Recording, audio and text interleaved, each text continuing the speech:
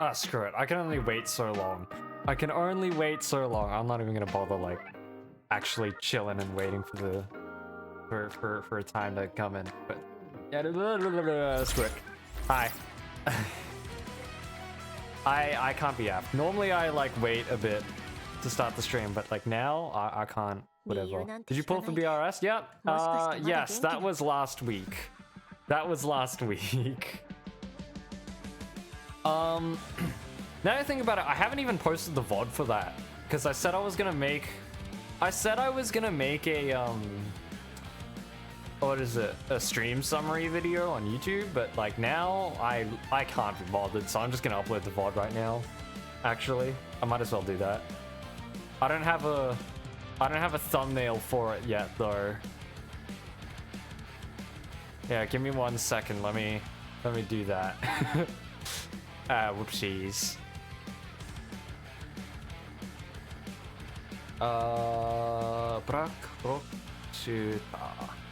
Take your time. I am early, so I'm not concerned too much about any of this stuff. It's a pain that Blackrock Shooter is not in any of the auto-generated thumbnails, so I'm gonna quickly make one. Let me just whip up paint real quick, and I'll make a Blackrock Shooter thumbnail. But yup, the watch-along the watch-along VOD for the Blackrock Shooter OVA's up if you want to watch that. And I don't think there's anything else I really need to talk about. I at least I don't think there.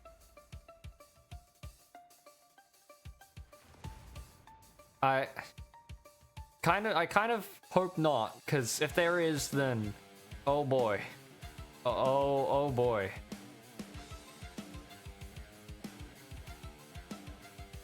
How will you rate her gameplay? 10 out of 10. I mean, I don't think I need to explain any more than this.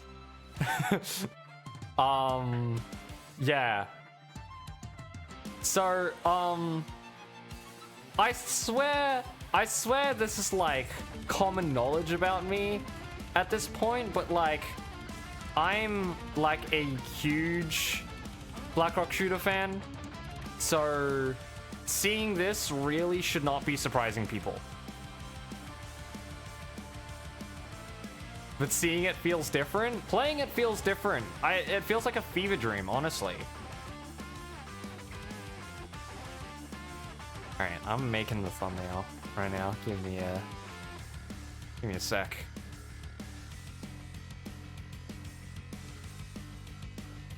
Did you R3 weapon? I R2'd it, as you can see. Yeah, I R2'd it because I needed to hold on to some stuff, hold on to the materials for other characters. I did say I was gonna R3 her, but for the 8K, but like one thing led to another. Now I'm kind of have to start working on another team. As great as it feels to have a character at 8K, I have to really judge the fact that, well, how do I put it? I've got other stuff to work on, like other teams that need work. Okay, how big is this file gonna be? Is this gonna be enough for? Is this gonna be too much for a YouTube thumbnail? Here's something that I've run into quite often, is that whenever I make thumbnails for my videos, they always end up being way larger in file size than the max, which is awfully frustrating. So then I have to downscale it a bunch and then down to like 720p or something, and like, although most people won't be able to tell the difference anyways, it's still frustrating. Sorry, I'm taking my sweet time on this. My bad, guys. Stream vlogs. Done. Alright, cool.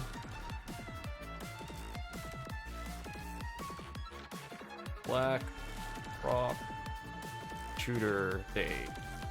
That's what you get for using a good drawing program? What do you mean? I use Paint! I use Paint! What? Where is the good drawing program part in that, huh? I use Paint. Visibility public. Alright, cool. VOD's published. Cool. I can stop doing that. My bad. I'm basically just gonna be doing the collab story, or at least what's left of it, because I've done a little bit of it. I thought you were using something fancy? No, I use Paint to make all of my thumbnails. And that's not like an exaggeration or anything. I actually just use Paint.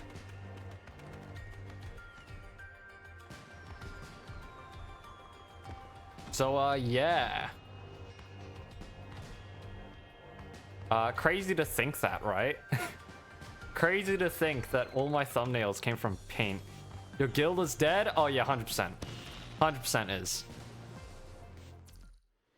It's been dead. It's been dead. I've known it's dead since our guild leader decided to just like throw all of the responsibilities on me and has not logged in like 2 months.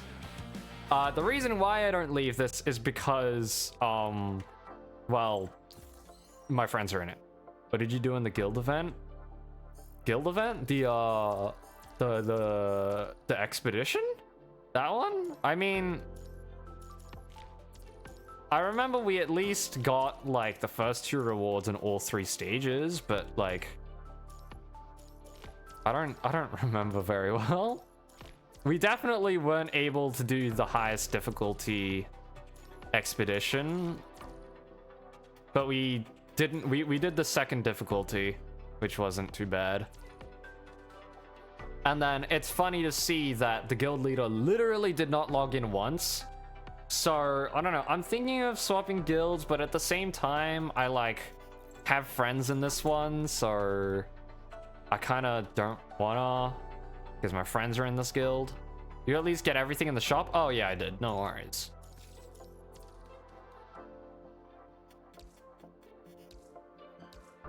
But yeah, I don't know, I contemplate whether or not it's worth making a guild, or if it's worth just like joining an actually active guild with a Discord and everything, but like, that sounds like too much to worry about. I get all the rewards I really need to anyways in the pretty dead guild. So I'm not too fussy about it. Those 50 USB shards are worth 2k BC? Yeah, and I got all of them, thankfully. It was probably the first thing I bought.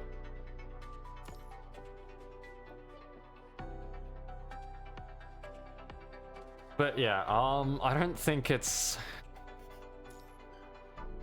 I would change guilds. Honestly, like, I wouldn't. I can't be stuffed.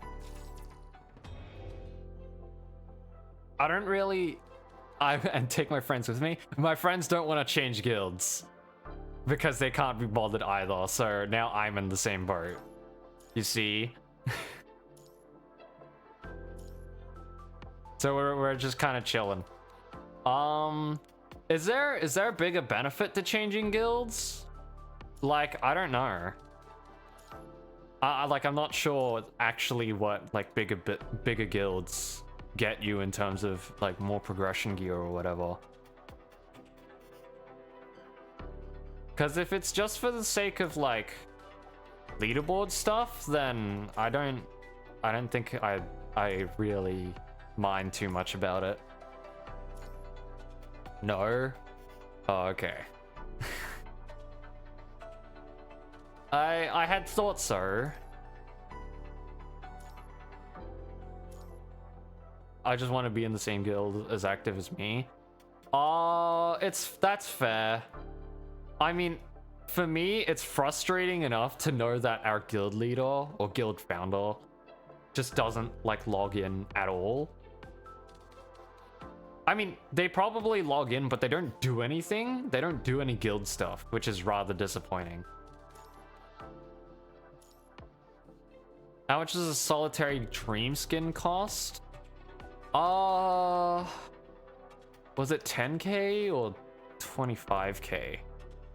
Oh, it's 17.5k. In between. No, the Karenina one was 10k. Yeah, 17k BC. That is how much it is.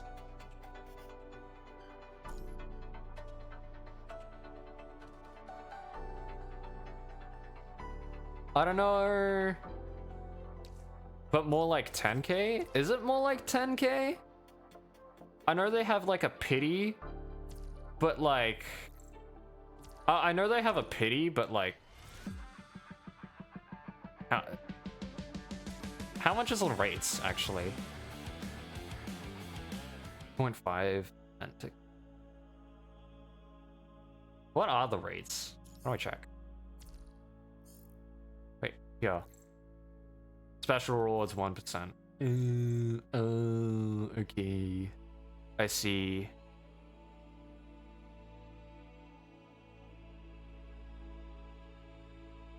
Okay, well, I mean, when you think about it, when you say it like that, Ilol, then it's like, I'd still say it's still the full cost, because I feel like the chances of you getting the skin, like, before a lot of other stuff is super low. Yeah. I feel like that's the odds are super low, so I still think it's the full price if you that just makes sense. It's a really nice skin though.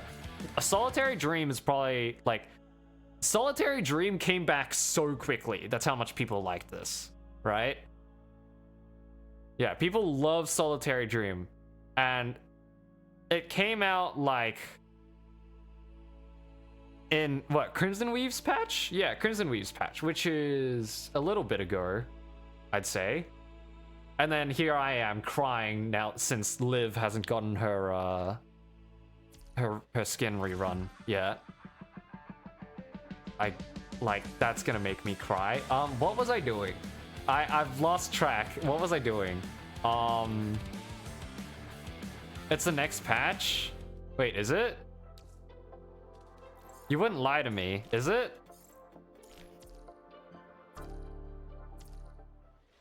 If it's next patch, then that's bad for me. Because I'm full saving next patch. Is it worth to get your guys' opinion, or is it wait for Pyrowatch skin? I don't like gathering people's opinions on skins to sway like whether or not I get one or not. However, yeah, it's like if you like the skin, then go for it. I don't think it's a thing, or like what's it? I don't think it's a like, oh, it's popular so I should get it thing. It's like if you like it a lot, then you should get it. Because I know a lot of like for me, for example, a lot of people kind of using Blackrock Shooter's patch to skip, but like yeah, anyways. Yeah, as you can see how that went. But yeah, because skins are skins, a lot of people just tend to like not think about it. Triple S Plus, how much was that? It was like 50k. It was 50k. Don't worry, I've been saving up since April. Literally since I started streaming, I was saving up for it. So yeah. Why am I in this menu? Why do I keep opening this menu? But yeah. So that's how I decide to play PGR. I spend months upon months saving up to max out characters that I really like. Granted, this really is the first time I've done it though. But like, you know, it's just like that. And I'm still in the painful process of recording that perfect parries video. It's so much more difficult than I thought it would be. Did you get a skin? I didn't get Blackrock Shooter's skin because I didn't like it as much. I got Crimson Weave's one though. I was hoping for a more White Rock shooter look for BRS, but I feel like I felt like Crimson Weave's one was just better. Its next patch? Oh no! No! Oh no! Is it? How much is it? Is it 10k or is it 17 for Imperius? 10k? Okay. It's doable. It's doable, but that means I don't get Shukra. If it's 10k, it's doable. But that also means I don't get Shukra. And I kind of want Shukra because my ice team sucks. It isn't? Wait, what?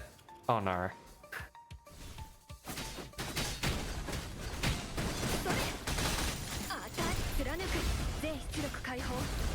It isn't doable? Ah, frick, dude. Frick. Anything's doable if I get lucky. Oh, okay, well, either way, I still really need to get Shukra, so I'm holding on to my black cards. If you wail enough, I'm not gonna spend too much money on this game. I don't want to. Because, well, I'm broke. Such is life. I don't like spending too much money on games. Brain. My brain needs to function. What was I doing? I'm not thinking today. Today I'm just like not thinking. There's a lack of thought in my brain. I still didn't recharge for monthly. I got my monthly for because I had extra from my my Crimson Weave skin, but that was about it.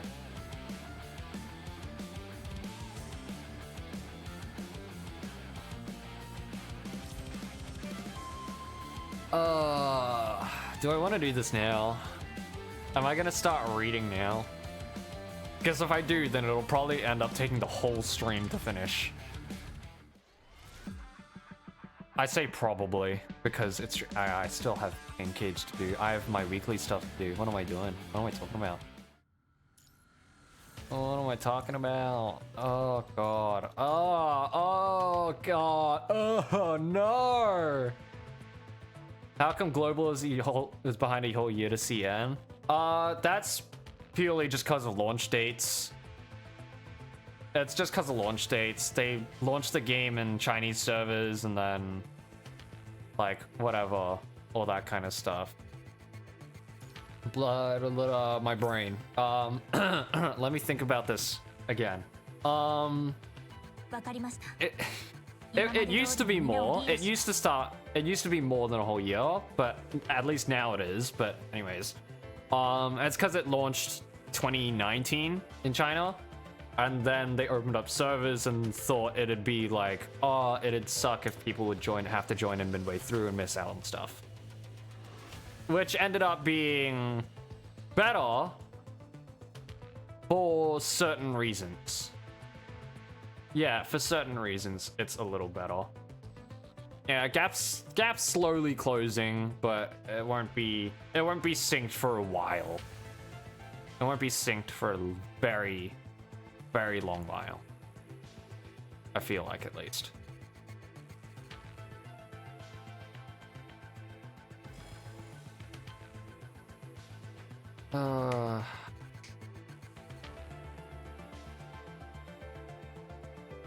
I really wonder what the hell Gen 4 is gonna be like, because we've already started seeing all the Gen 3s and whatnot, which is quite exciting, really.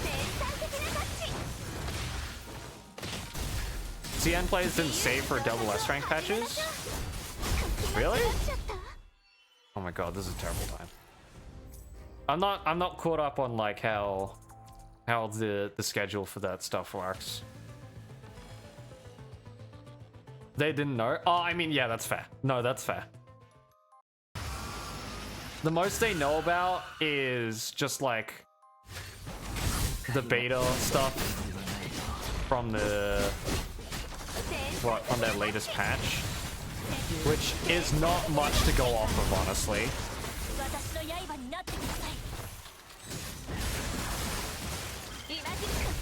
Never seen these bosses before. These are this is like highest rank Pain Cage. So I mean, there's two ranks of Pain Cage that are above level 80. One of them's like the easier one for newer level 80s, and the second one's for like 110s and 120s plus whales. Actually, is there one above ultimate? I don't think there is. I mean, just looking at the rankings, I don't think there's one above ultimate, but like I figured as much. But I would rather be doing these and getting subpar scores rather than doing the old ones and getting good scores. Just because the rewards here are that much better. Do whales even struggle in this game? If they suck at it, yeah.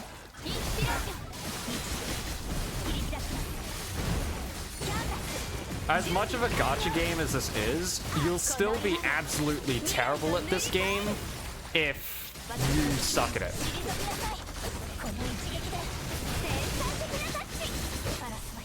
As a reason why I can still somewhat keep up with like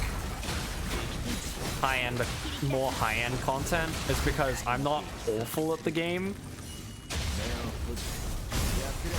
You gotta remember that there are a lot of people in the world that spend money on games that they are not at all good at. This is one of those games. Like bosses that are still difficult to beat to whales. There's a scale to it. Leaderboard content, weekly stuff like this? No, none at all. Because these have fixed health bars and whatever, and you can just like upgrade your characters to make them deal more damage or whatever through ranking them up and whatever, and you just like get through this stuff. Otherwise, yeah, Clash Reflection and Norman, oh definitely you struggle with that stuff because those high-end content pieces are like designed to quickly scale from newbie content to high-end content. Clash Reflection's a level 80 exclusive thing for a new upgrade system.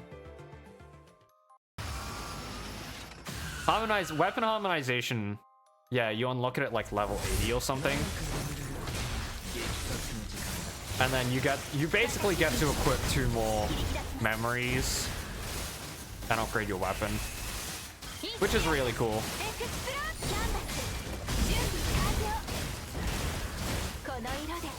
Level 90 or 100? I thought it was level 80. Was it not? At least the recommended thing says level 80. Although I rarely ever take that into consideration.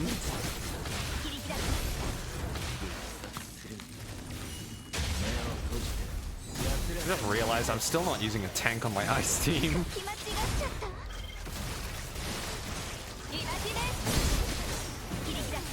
Oh, the pain of single S Isla. Oh, the pain of single S Isla.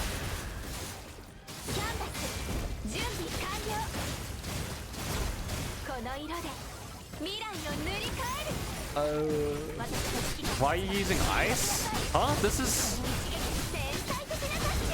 the ice. This is the ice pain cage, dude. Is it not? Yeah, I mean, yeah, it is.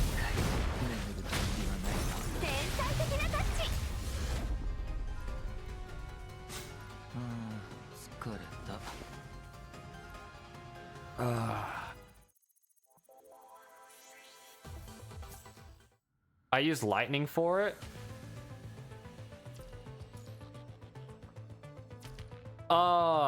Good point. Good point. Good point. It's not like I have to use ice. Good point. Good point, L. Oh my goodness. I don't know. I've kind of just done it. I've kind of just used the ice team on the ice thing regardless of other stages. I'm used to it. I'm used to doing that. But like, you know what? You raise a good point. So I'm gonna do this instead. I really want to double S Feral. I'm still on the fence about it. Honestly. As much as I want my lightning team to like really excel, I don't need it to. Because it's currently my best team out of all of my teams.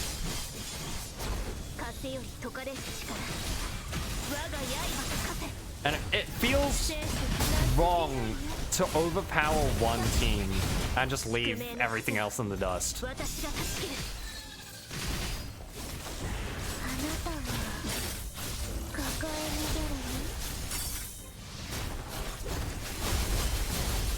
I like feral gameplay.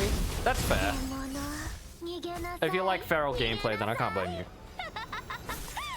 Oh, that damage is not great. What are you doing? Shut it. You're gonna tell me I'm doing it wrong. No backseating.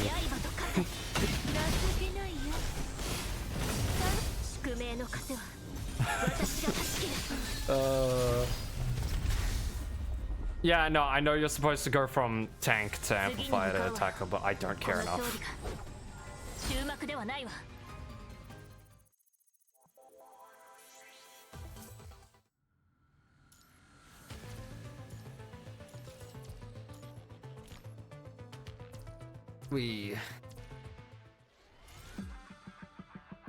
Hello, Warzone. Oh boy. Oh boy. Oh freaking. You not even need to switch from Crimson Weave? That's a lie and you know it. That's a lie and you know it.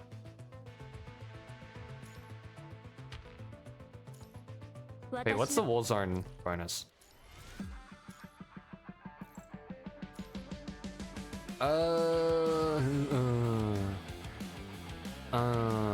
Okay, sure, I can solo.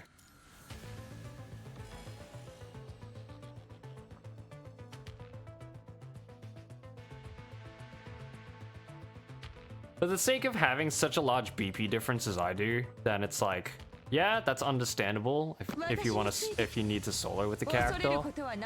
There's a massive damage loss when you switch. I know that. I know that.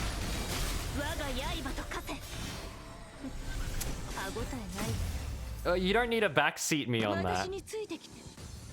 You really don't.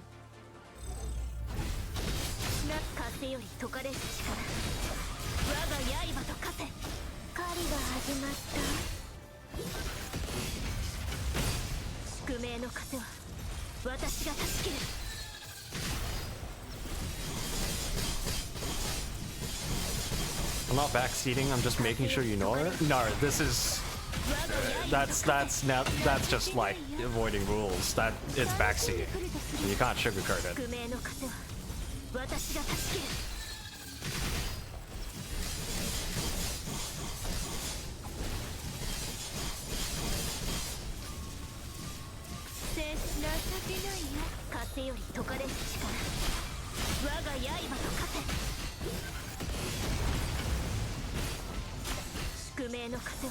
Okay. I actually need to use the Warzone bonus.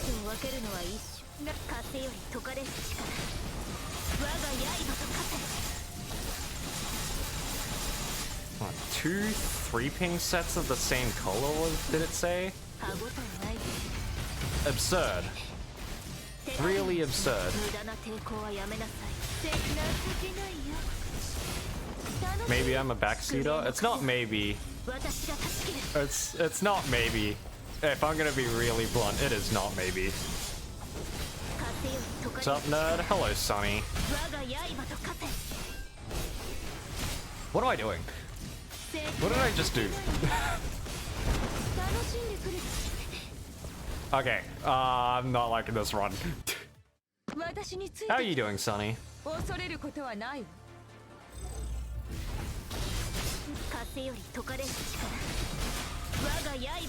I just woke up. What is with your naps? What is, like, your timing with these naps? Seriously. Like, you cannot be having naps at this time and then going to bed, like, a few hours later. You can't be doing this.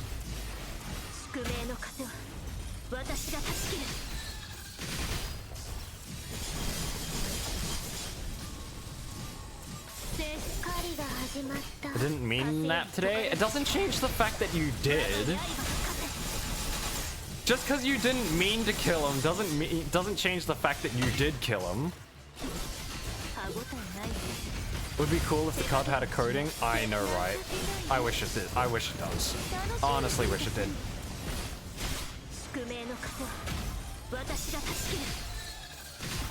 Unfortunately, Motorbolt has to stay red due to technical issues. But I'm not too worried about it since I barely notice it anyways.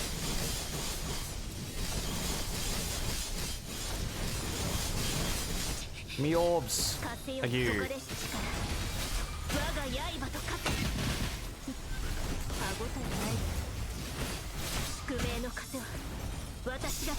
Alright, this is a better run, I think.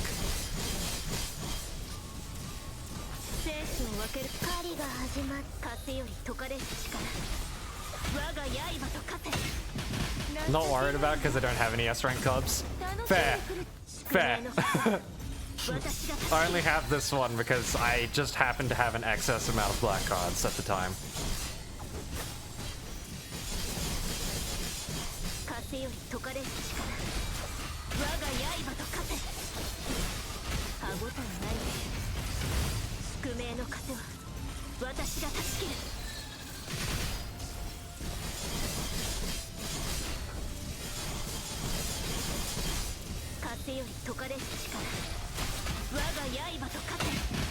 I get CW for damage boost.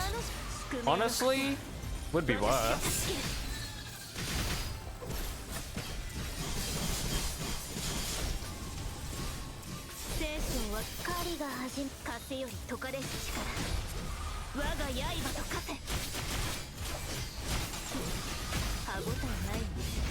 Ooh, yikes. That's okay. That's okay. That's only, what, elite? It's only elite. I don't need to worry too much about the score. Yeah, it's elite squad. Still sleepy? Don't just get some caffeine. Stay awake. You're becoming nocturnal. Like, seriously. It cannot be good for you. Okay, you know what? This might seem really stupid, but I'm just gonna do this. Lamialis? Who cares? Who cares? Seriously, like who cares? We skipped her? Yeah, we skipped her for a better cause. It's called Blackrock Shooter. Who the hell plays gacha games for meta? Like seriously.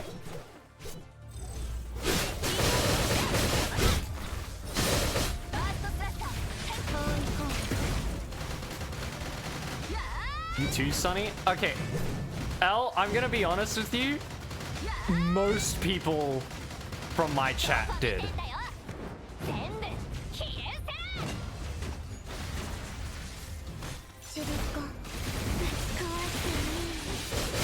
Not me? I know you didn't. I know you didn't. Because apparently, from what I gather, you care about the meta. There's nothing wrong with that, but like, I just don't care about meta enough to get certain characters.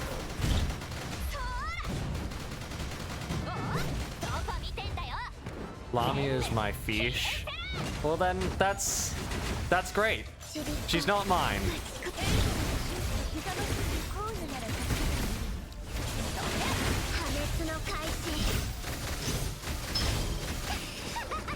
And I actually want to get BRS on double S at least. Yes! Become one of us! Become one of us! For the greater good.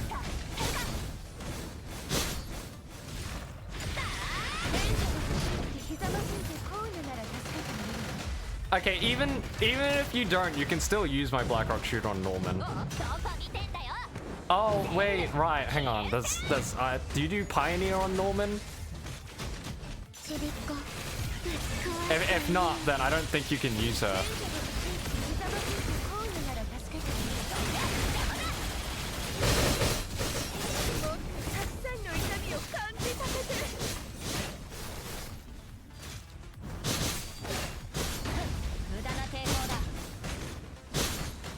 Hello, can I get a Matrix Spit? Thank you. Oh, if only I had SS3. What's the point if you can't use her in Cloud Island? Who cares about Cloud Island? Man. Take a hint. It's not, oh, you can use her to clear content. It's the fact that you can use her. 100 BC cares? I don't.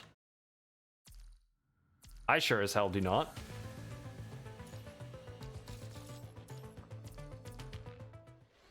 Alright, is it finally over? Alright, the weekly grind, the weekly grind's over. Your dark score is kind of nice. Okay. All right, let's get started. Let's get started on this. I'm gonna freaking read. Put on my glasses, my reading nerd glasses. I'm gonna start reading the story because I care about it.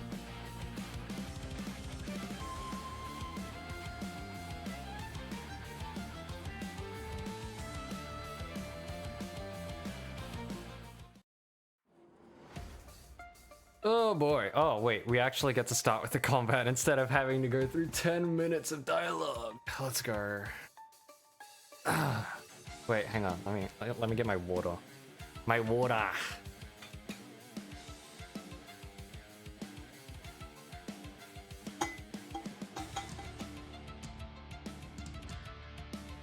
All right. All right. If you don't want to get spoiled, leave now. Have a nice one. Have a nice one. Are these the corrupted? I follow the traces left by these creatures. Oh, you're just gonna attack me right away? Really? That's not very cash money of you.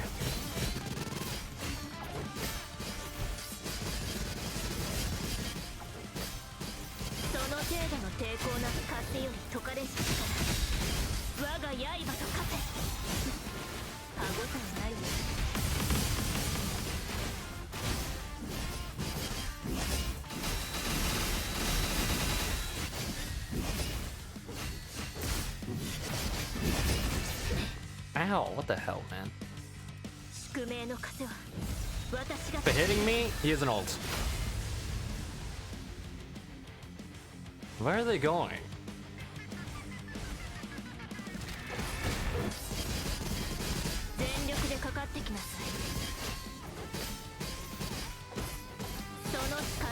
Bro, I thought they could jump you in your turf, your alleyway? I know, right?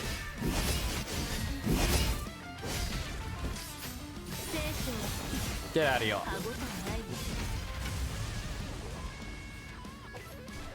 Wow, that was unnecessary. What is going on here? What is this? Glorified FPS chest? Chess. Damn.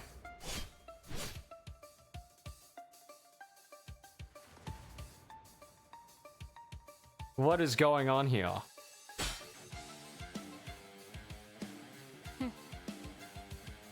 Interfering when you know literally nothing. Amazing. Oh my god! That's not at all what I expected.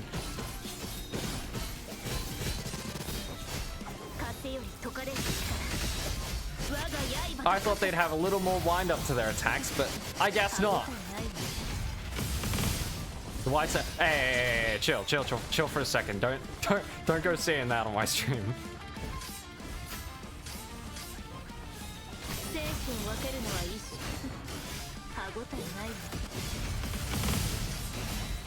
They're rooks, okay? They're rooks.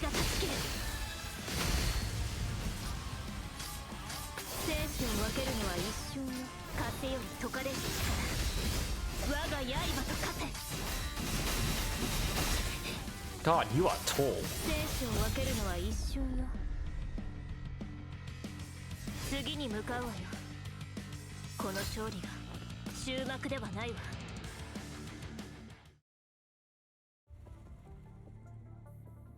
You still alive? Damn it. Why in the world? Why have you all... So... You done talking?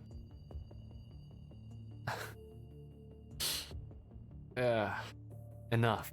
Let me see your face. Unable to stand the incessant babbling of the girl in the black robe, Alpha kicks her impatiently. What? What do you mean? You're not going to kill me? I will if you don't cut it out. Stand up, now. What exactly? The girl stands to her feet shakily and removes the windproof cloak as told. What's your name? Fida. The girl reports her name honestly, while Alpha waits quietly for a while before continuing to speak. He's kind of... What? You gotta explain to me what's going on with these rooks. Bummer. Thought your name would be something more exciting. Did you just say bummer? You have no right to insult this name. Listen up. Just want to ask a few questions, at least for now. Those white-robed people who attacked you earlier, who are they? Do they have anything to do with that castle? Do you know anything about that castle?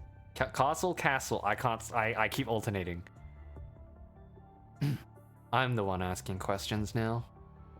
I'm not entirely sure about the specifics, but they appeared right after that castle showed up. Just gonna...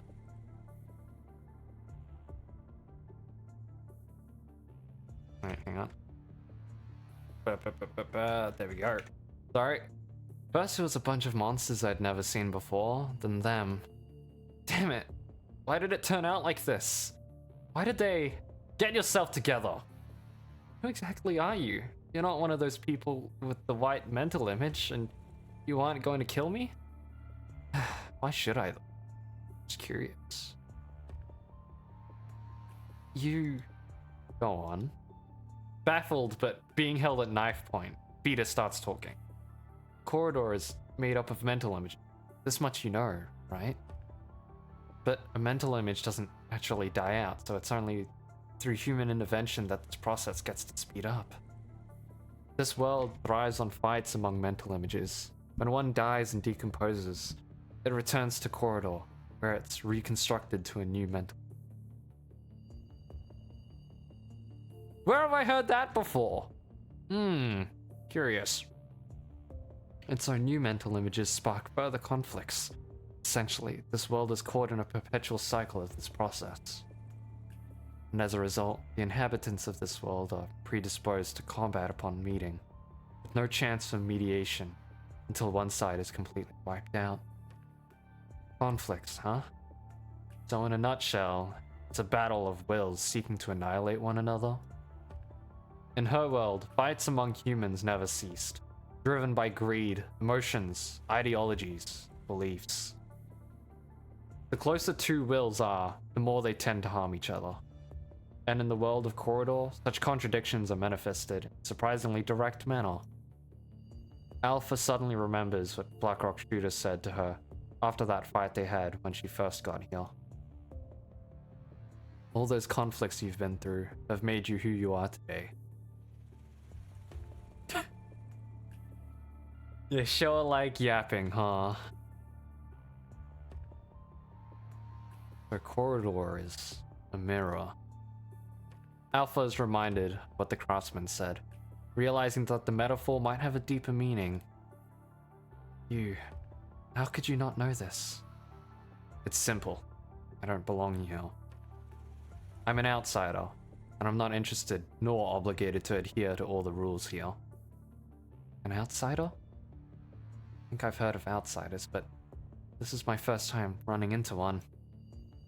Alright, you haven't answered the most important question. That castle. How much do you know about it? Why are you smoking? Why are you smiling like that? Why are you smiling like that? Why are you smiling like that? What's up? What's up with that smile? Huh? Peter doesn't answer the question. Her gaze quickly shifts away, her eyes heavy with urgency and worry. I can tell you that, but I need to make a trip back to the village first. There are some things I need to confirm. The what? The village. Wait, never heard this word? Didn't mean to say you have no common sense, don't get me wrong. Alpha suppresses the urge to draw her blade and patiently continues to question Peter. How exactly did mental images form alliance? Then, based on what you said, they couldn't at first, but now, although small in scale, some do. Some mental images started to band together, to be stronger and form small settlements. Usually, it's the mental images from different settlements that wage wars against one another.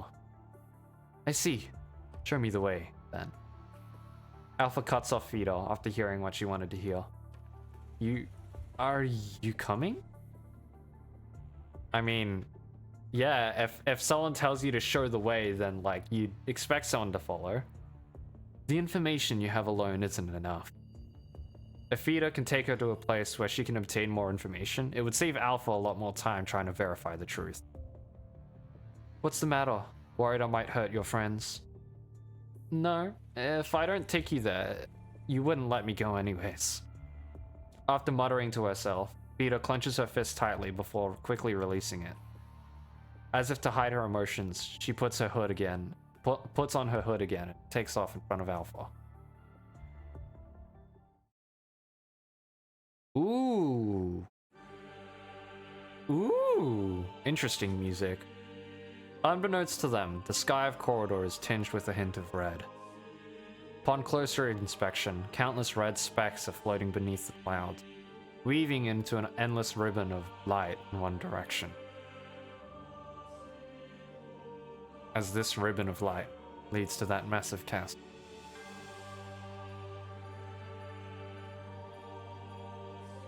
The deepest parts of the castle. The pristine, secluded chamber with nothing but a narrow throne at its center. A girl sitting upon it is known as the king. Countless red particles drift from the open windows down to the foot of the throne, slowly taking shape and eventually coalescing into white figures.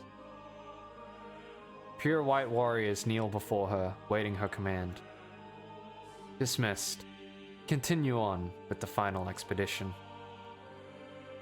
The white mental images silently follow her command and exit the room. They will join the army of the castle, ready to march at once. By destroying the mental images in this world, and the corrupted and hetero creatures interfering corridor with the Ascension Network, it was going to make it impossible for deceased mental images to be born again through corridor.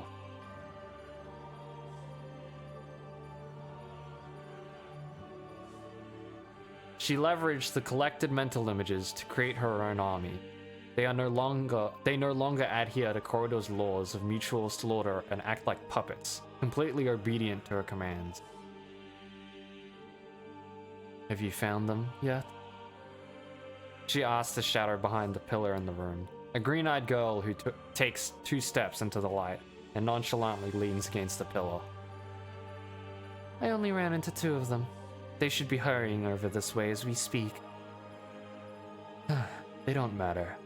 As for the remaining one, I noticed the rook had disappeared, so she'll probably show up uninvited. And your archenemy, she will be the greatest obstacle in my path. We're one step away from transforming this world, and I hope to resolve it in the most peaceful manner possible. I just don't get it. Why are you going through so much trouble? Then why are you helping me? I'm not helping you.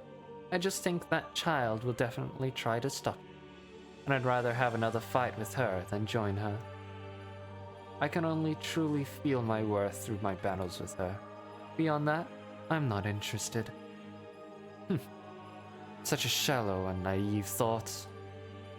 Well, I'm not sure if trying to conquer the world is any more interesting.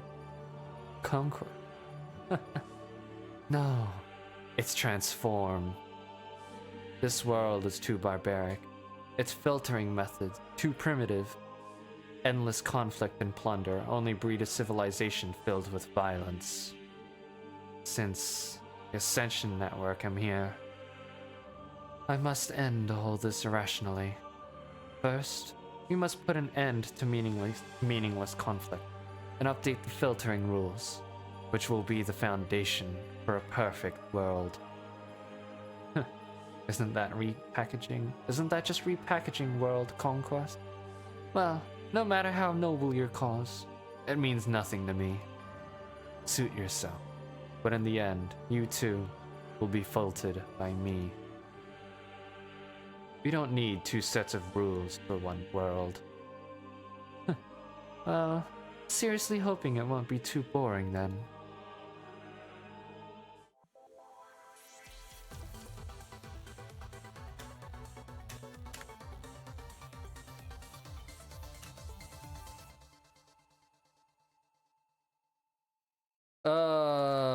Boy.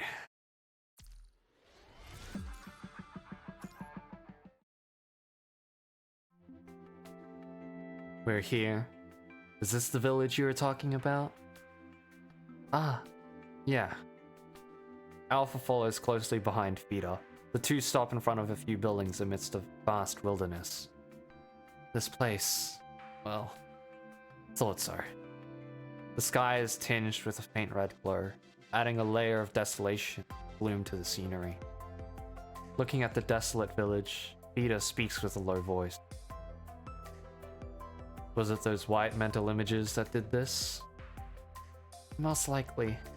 There wasn't really anyone who knew how to fight in the village after I left.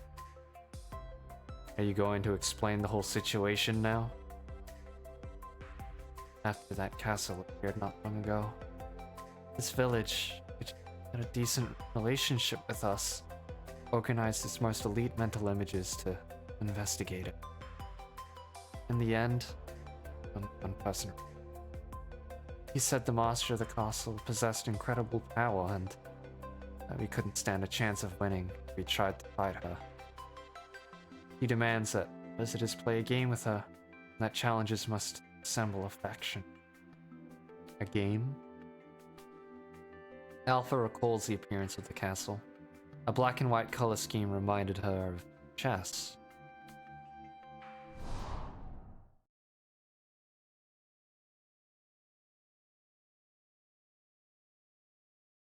Ah, chess flashbacks.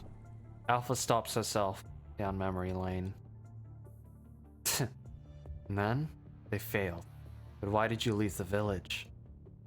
Oh, because I was one of the challengers from the second batch. Honestly, it seemed pretty suicidal to me. And that didn't hit any of you? So what, even if it did? Everyone said the conflict was unavoidable. I tried to persuade them, but not one of them listened. Bunch of idiots. And why did you follow them?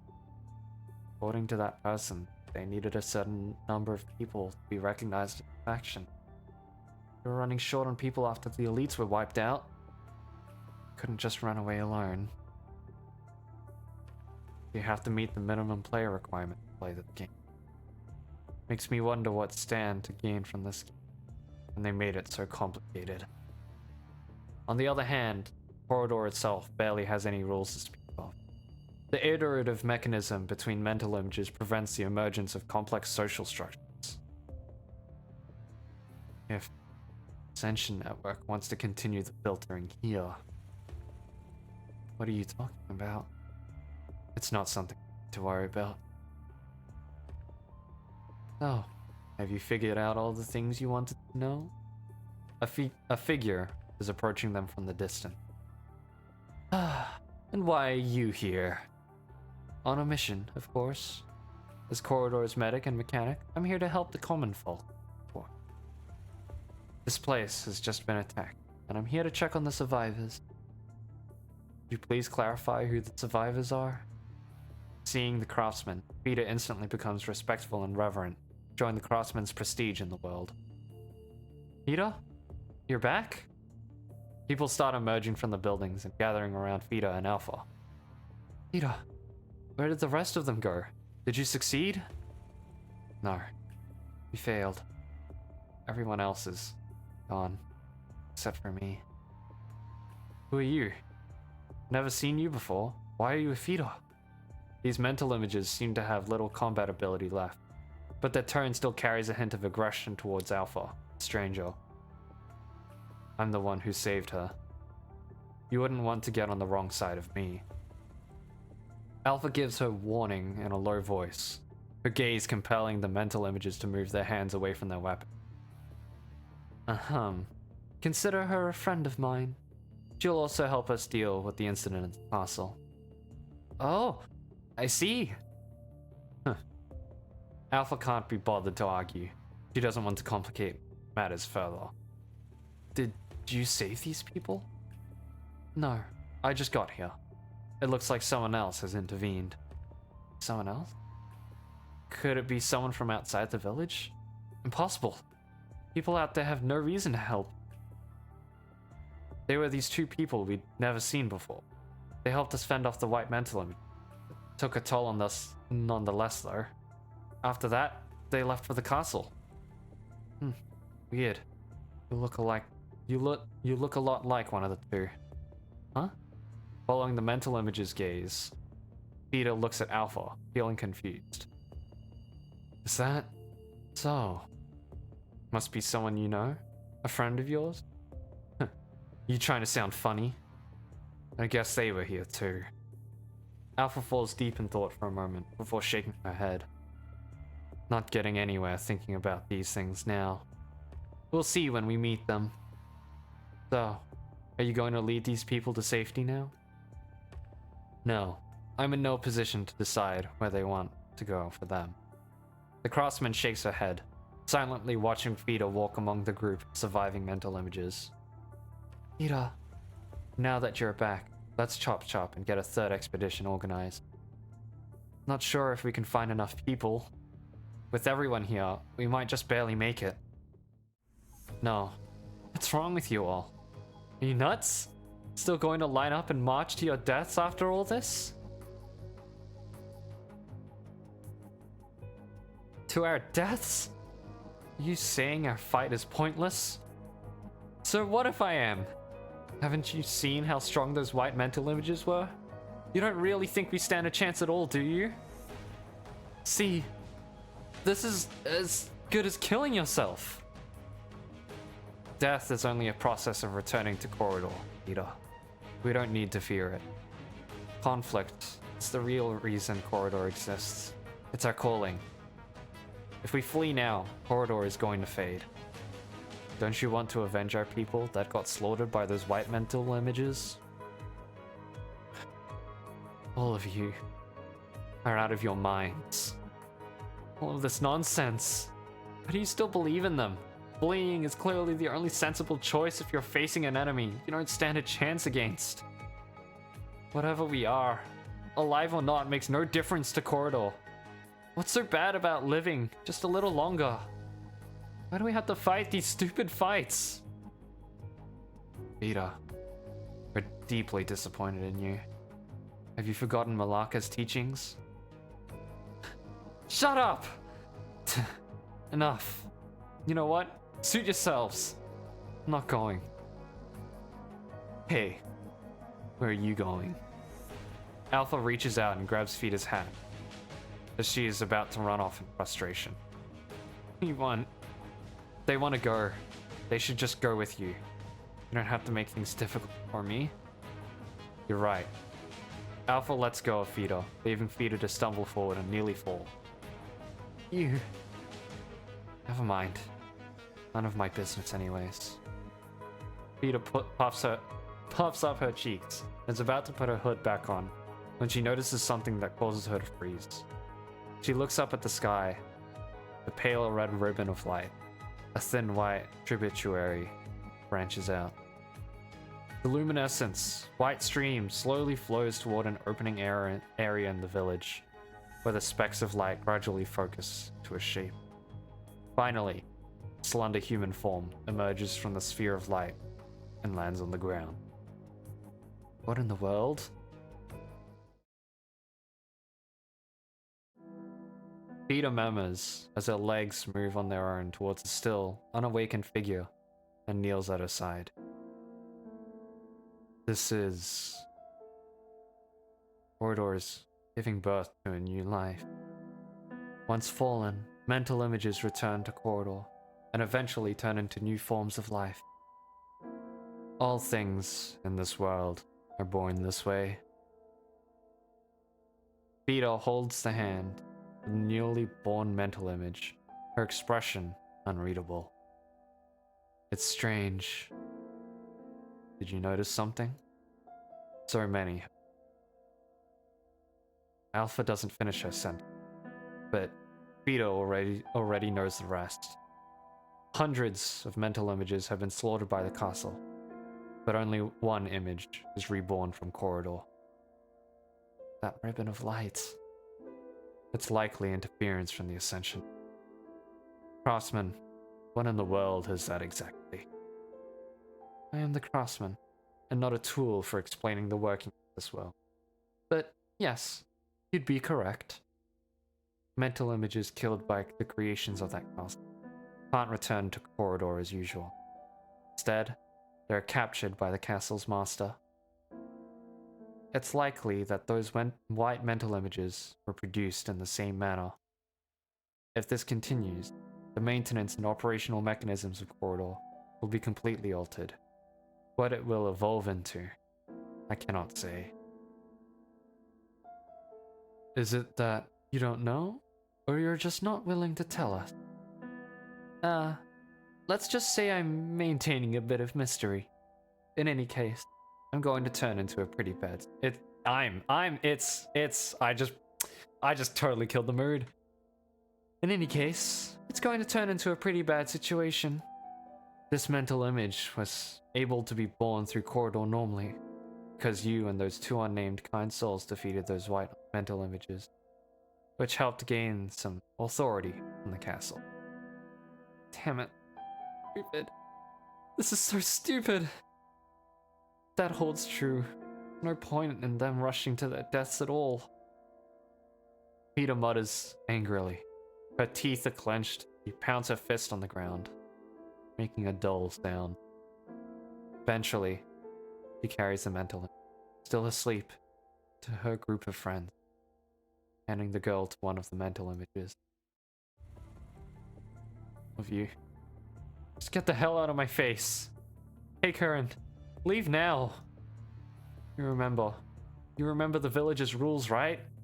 When a mental image is born, someone needs to train her and give her a name. But the castle... Fine, I'll go. Happy?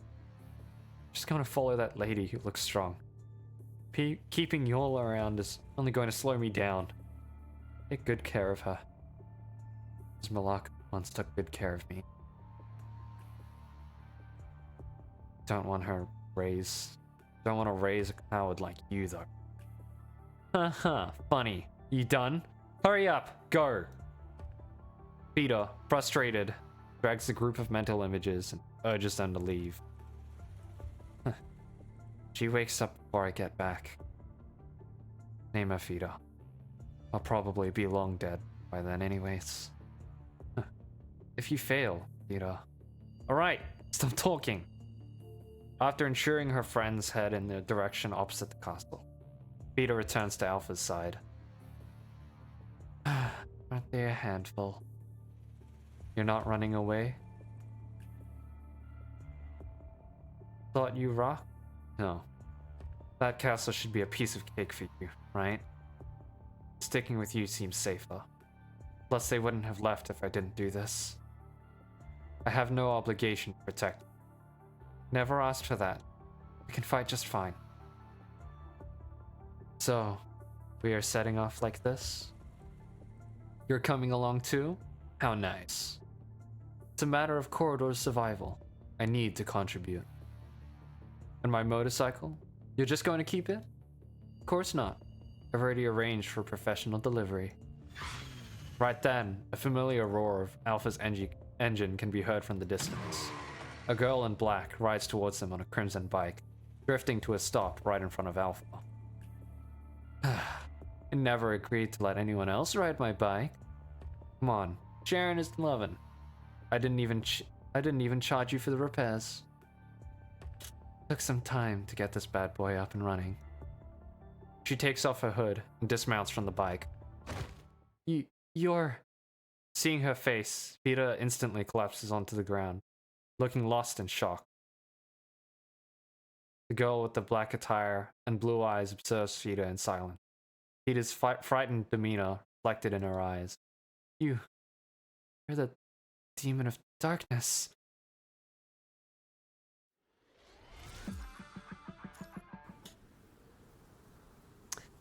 Yeah, so she would be. That's how it goes.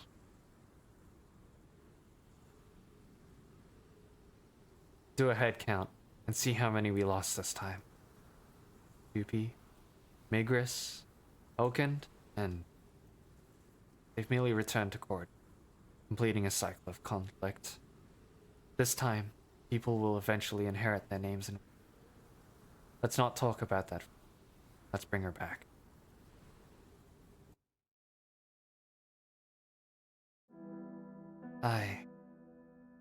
The light is blinding to the point of hurting the eye. Are you awake? Where is this? This is the battlefield, where conflict starts and ends. I'm Malaka, and you are Fida. Would you like to inherit this name and join us? But it was only then she made out her surroundings. Particles of light float above the wasteland, slowly rising into the sky. Countless wills perished in the conflict, and she was born from it. The person in front of her smiles and reaches out her hand. Fida. Okay, I am Fida, and you are Malaka. Where are you taking me?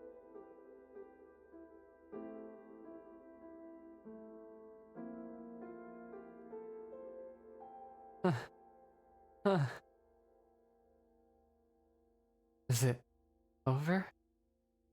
Leaning on her sword, Fida kneels on the ground, supporting her body to prevent herself from collapsing. In the wilderness, only few are still moving. Her gaze heavy, she scans the battlefield for a particular figure. I'm here, Fida. You did well. It's hard to believe it's your first But... Looking around, she sees a mound of dead bodies. The deceased mental images are starting to disintegrate. Once again, she sees the particles of light ascend into the cloud. Helios, Mizar. Don't be sad, Fida. This is something all mental images experience. We are born from the mind, and our forms are shaped by emotion. Not all minds are inherently strong, nor can all emotions remain unwavering to maintain their original form.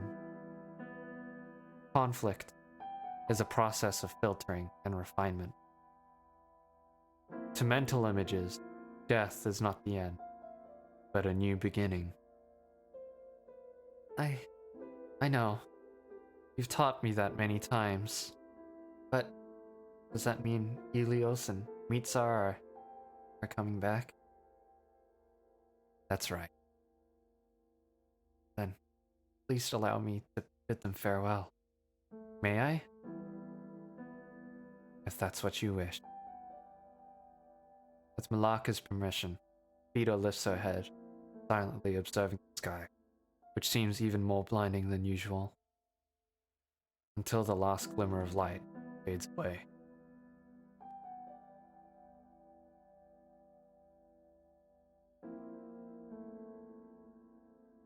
Blackrock Shooter? Such a weird name. Who is she? Some call her the Wandering Calamity, while others call her the Demon of Darkness. Appearing out of nowhere in corridor, challenging every mental image she encountered, never knowing defeat. She is the enemy we must confront. We can set all our differences aside when we come across her. She's been spotted nearby recently. It's likely she will soon launch an attack on this area. You're an exceptional warrior now, Peter. There are 86 fighters participating. I wish to include you in the team as well.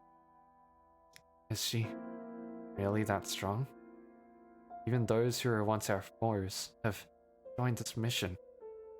The craftsman once said that it's only when we defeat her that Corridor can move on to a new era. A new era? Does that mean conflicts are no longer necessary? I don't know, Peter. But if possible, I too hope to see that day. If that day ever comes, would it mean that everything we've done until then is meaningful? Since her creation, she's always harbored a question. After she killed an enemy mental image with her own hands for the first time, and watched them die reluctantly under her sword. After she witnessed the dissipation of comrades who had been by her side day and night. After she set foot on countless battlefields and survived all those merciless killing. After she saw newly born images being taught and gradually becoming familiar and accustomed to conflict. The question did not disappear, but instead trouble her even more. What's the point of conflict? Why does everyone throw themselves at it? Why do we all need to try cut each other's throats? Can't there be compromise? Concession? Why not flee when facing someone you know you don't stand a chance against? Why not cherish the one life you have? She meets the blue-eyed girl for the first time. They're trying to prove her point.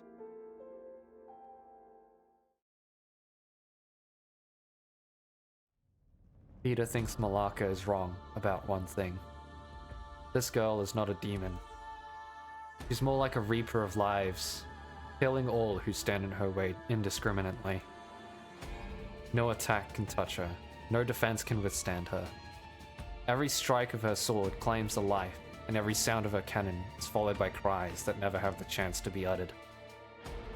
The girl easily broke through layers of battle lines, as if it were nothing, until she stood before her and Malaka. That moment, her eye, burning with the blue flame, met hers. The girl silently raises her sword at Peter, apparently waiting for her to initiate a hopeless challenge.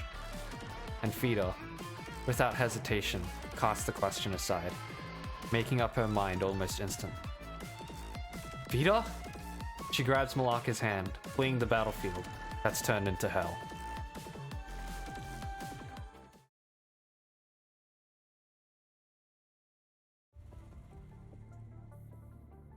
Enough. While traversing through another expanse of city ruin, Alpha speaks up, having had enough. How much longer are you going to cling on to me? She speaks to Peter, who has been hiding behind her while tugging at the hem of her coat, peering ahead. Can I just hide for a bit? Clearly, Peter's maintaining her distance from the girl in black, who's leading the way quietly. But yet you were so afraid of me just now. But you don't understand how much... I mean, the whole idea of joining forces with people is just... seems impossible. They fear seeing. She's probably wiped out a few thousand mental images over this period of time. No. Tens of thousands is probably closer to truth. To those mental images, She's like a great demon lord, or final boss of sorts. I like how you don't sugarcoat it at all. An unforeseen calamity. It's like, according to the craftsman, like Alpha, the girl wasn't born in Corridor, but is an outsider from an unknown place. In her world, there too, was a disaster that had come from outside that world. Alpha glances at the craftsman, strolling leisurely by her, unable to see her face under her mask. You just stop thinking this for now. As Alpha gathers her thoughts, she notices the girl in black had stopped cold. What's wrong? As she turns around to say something, she sees Fida, who has taken half a step backward behind Alpha after catching her gaze. I remember you. You don't have to run away this time. I've always been an enemy. That's not going to change.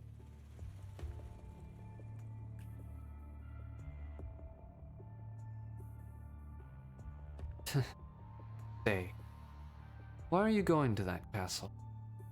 You don't have a past with the castle like I do, nor do you hold any excessive concern for this world, like the masked person does. As an outsider, you're not bound to Corridor's rules of conflicts at all. So what drives you to do all this? Nothing, really. I've been through endless battles. That's how my life is, and that's how it'll always be. No matter where I am, no matter where I'm headed. Regardless of the reason, my battle never. I don't want to stop. Is that so? I don't like you understand. She was just spitting out nonsense. Shut up. Nora, were you going to say something? It's too quiet. We're close to the castle, and no one is here to stop us. Who knows? Maybe some kind soul has already cleared the way for us. Are you talking about the two who saved the village earlier? Let's keep going and see what we come across. Hold it steady. Don't mess with the throttle grip, Bobs. Why did you bring it here if you aren't going to ride it at all? Ignoring the mosquito-like complaint, Alpha hands the task, pushing the motorcycle to the door, and walks up to the front of the group.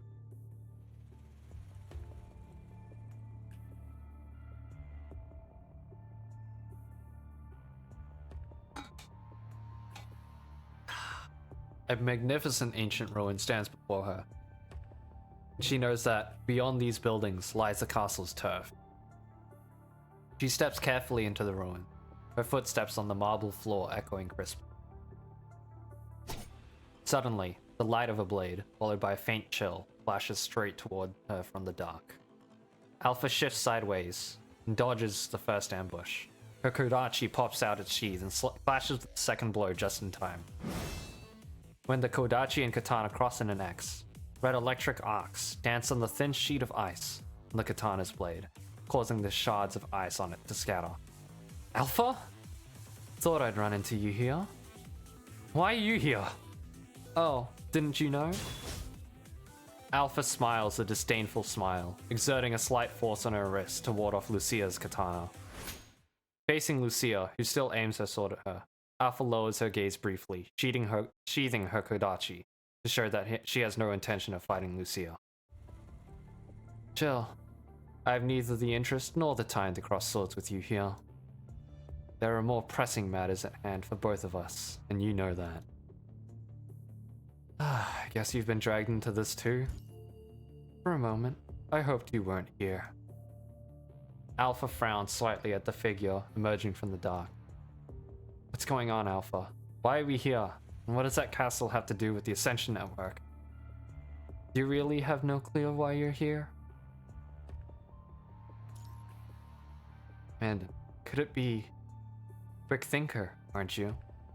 The incident at Fort Winter corroborates the unbreakable bond between Alpha and Lucia. And it's hardly surprising that Lucia, being another sister to Luna, would be implicated. As for the Commandant, being the only human to have formed a deep mind connection with Luna, they indeed hold a unique significance. Alpha's thoughts briefly wander.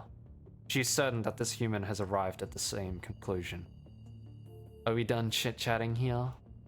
The craftsman steps forward, followed closely by the other two. You are? Amelia. No.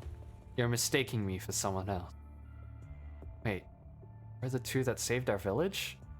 Vita examines Lucia for a moment, turns to look at Alpha, recalling what she's heard about the two who had saved the village. She realizes that she's looking at those very people, claps her hand. We did pass by a place that seemed like a village. You're strong. She looks at Lucia for a moment, then shifts her gaze to the human. You are very strong, in a way. Thanks? Are you friends of Alpha? You don't look the part, though. We're under a temporary partnership. Alright, we've been on the move for so long. Let's take this chance to rest here.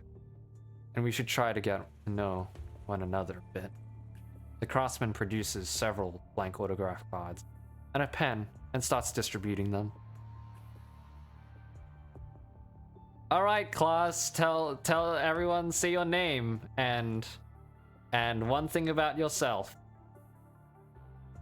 Blackrock Shooter. So this is your name? What do we do with the star symbol? That will do.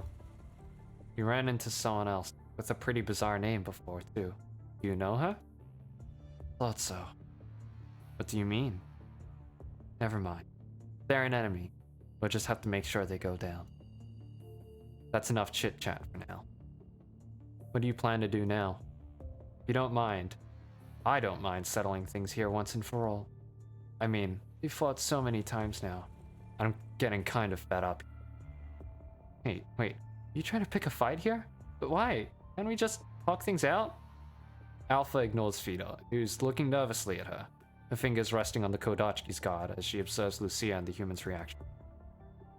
We're not yet fully on board with what you told us, but Lucia's wrist turns slightly, sheathing her katana, as she looks at the commandant at her side. We've gathered some intelligence ourselves. If it really is an alternate world, then we don't mind setting our differences and hard feelings aside for now. Let's focus on getting to the bottom of this and figuring out a way to get back. You're as decisive as ever. I didn't think you'd hold back. That's a surprise. Well, desperate times call for desperate measures. Ascendants, Babylonia, construct, humans. These conflicts won't disappear, but now is not the time to settle them. At least, this is not what I should be doing now. Moreover, from the information we have, you need a certain number of people to participate in the game, that castle.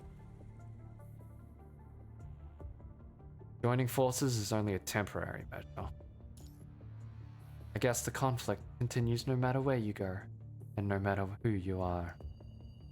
Are you narrating the scene for them? In short, the more participants, the greater our chances to beat the game.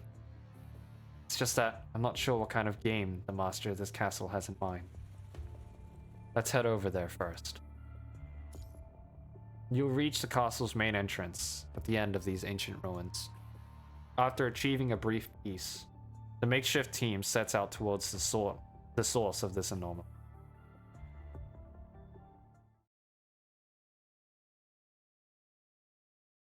Here we are, before the Grand Castle Gate.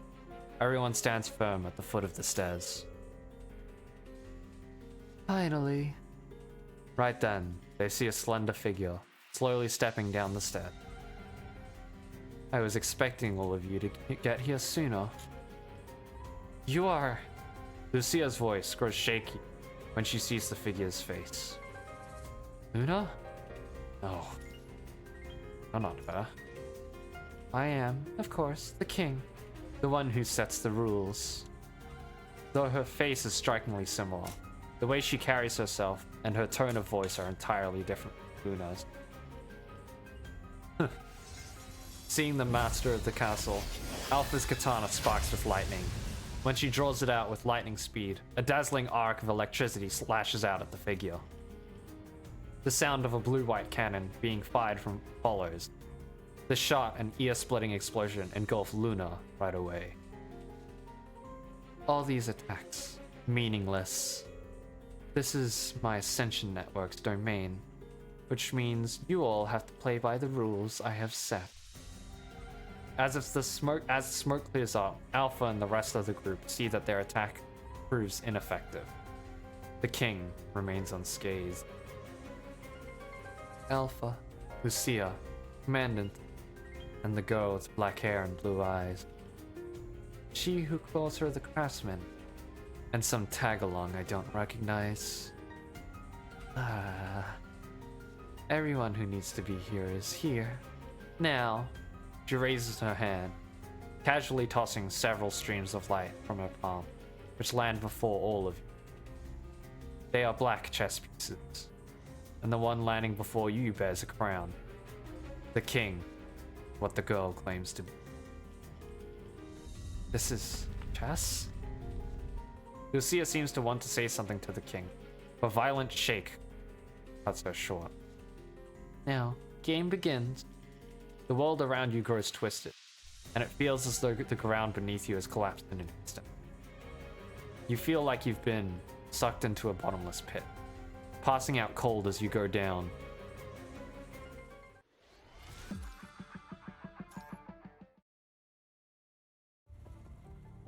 And the world is going on.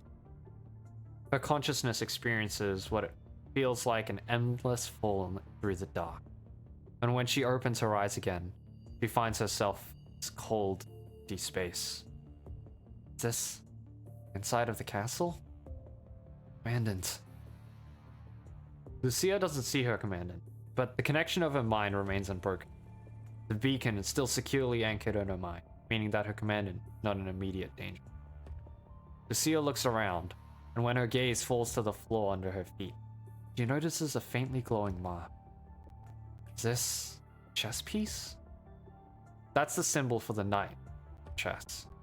When a piece's bottom is black, it means black. But, well, yeah, it does. My memory serves correct. The king gave me. Each of them was given a piece. And Lucia recalls being given a black knight. Is this what the king meant when she said she was going to play a game? Chess? Does that mean this whole castle is a chessboard? Does anything feel familiar to you? The girl in black appears next to Lucia, seemingly out of nowhere. Miss Blackrock Shooter? It seems we've been brought to the same starting point. Under her feet, there's also a mark displaying a chess piece that's different from Lucia's knight. She represents the Black Queen. Feel free to drop the honorific when you address me. The girl nods slightly, not nearly as overly cautious of her surroundings as Lucia. She seems familiar with all the weird things that are happening. What did you mean by that? When we were at the entrance just now, it seemed like this wasn't your first seeing the king. Do you all know her? Well, let's just say it's a bit complicated. Complicated, huh? Then I won't pry. Sounds like a whole lot of trouble. Sure. The king looks like someone I know, but pretty sure they're not the same person. I think there's definitely a connection, though. And I think it might have something to do with how my commandant and I got brought here. And you, Blackrock Shooter? How did you get to Corridor yourself? We never had a chance to have this conversation before. I don't know. Nor is it something I need to understand. Never mind me. Look up there. Is that? The ceiling is adorned with a three-dimensional hologram composed of floating data streams, almost perfectly mirroring the castle's appearance. Then, near the base of the castle, several red dots flicker into existence. Do those dots up there represent our location? It seems like we're supposed to head to the top of the castle, but... Blackrock Shooter starts making her way towards the stairs that lead up to the second floor. She steps out in, however, she gets stopped cold by an invisible barrier. She swings her blade at the barrier, blocking her path, but her swords get flicked away in the moment it touches the barrier. Seems like we can't just go anywhere we want to go. Ugh. Now, in front of her and Lucia, 7 floating dice appear. Need to roll the dice to... It seems like your dice and mine are different. They have the same number of dice, but the one before Lucia is an old school 6-face die, whereas Blackrock Shooter 12-face die with more points on. Guess this is because of the different chess pieces we represent. Chess pieces and die. It seems like this is actually based on some actual game. That's a surprise. Wait, could this be... Faint memories stir. Lucia's thoughts drift back to the mansion of childhood. Was that a eureka moment just now? Lucia raises her head, her gaze intense and heavy with worry as she keeps her eyes on the top of the castle. Mandant.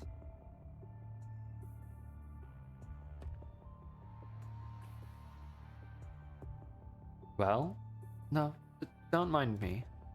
In the chilling hall, the craftsman casually sits on an exquisitely made counter, while Fida stands somewhat dazedly in a corner of the room. Beneath their feet, black chess seat symbols flicker. Fida is pawn, while the craftsman represents the bishop. It's like there's no way out of here. Looks like you always try to avoid conflict. Why is that? Isn't that the mission mental images are born to fulfill? The craftsman, with a keen interest, poses a question to Fida. Oh, that sure caught me by surprise. See, I don't know how to answer them. I don't see conflict as inherently right. Some do. What becomes of Corridor? I think it has little to do with Malaka, and they have told me that coming back to Corridor is just part of the process, but even if a new Fida appears in the world, it would be someone else, and not. The emotions and thoughts we show while trying to resolve conflict change during the process too. Whether sentient beings truly possess autonomy is a question worth exploring, but more specifically, you're saying you don't want the current you to disappear. Is that it? Does that sound weird to you? I can't give you a definite answer. That's something you need to decide for yourself. Besides, I can't really tell you what makes an idea weird. Why don't we try focus on the game instead? I'm curious though. You hate conflict so much. Why are you here when you could have avoided this? I just... Fida, her gaze flickering, doesn't answer the question. What about yourself? Why are you helping us now when you've always remained neutral? Would you believe me if I said it was just a whim? Well, guess your face says it all. No, I didn't mean to. But honestly, what I want to do isn't really important. It's a rare opportunity. Let's see how the kings are going to move, shall we?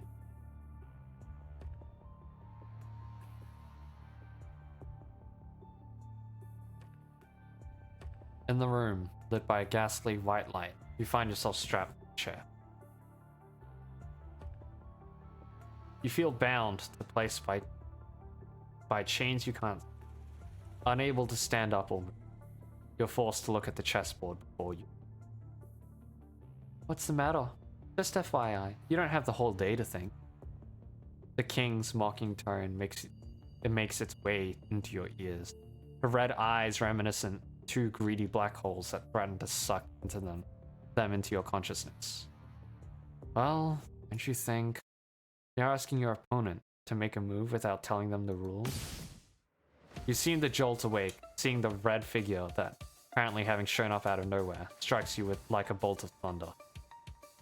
She walks up to you, presence every bit as formidable as the king's. Or are you just a coward who preys on beginners? Alpha? Come on, I'm better than that. This human can connect their consciousness with an ancient, and I just wanted to see if I could dig something special out of this human here. What in the world?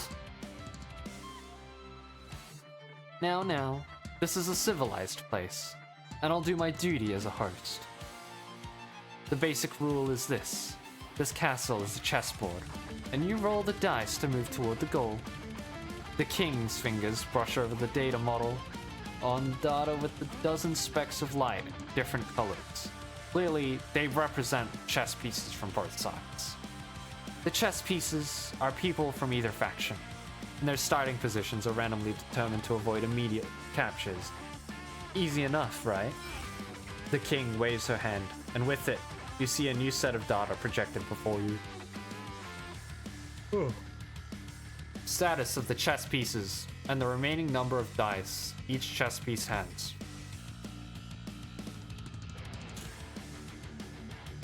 Is this a variant of Sugoroku?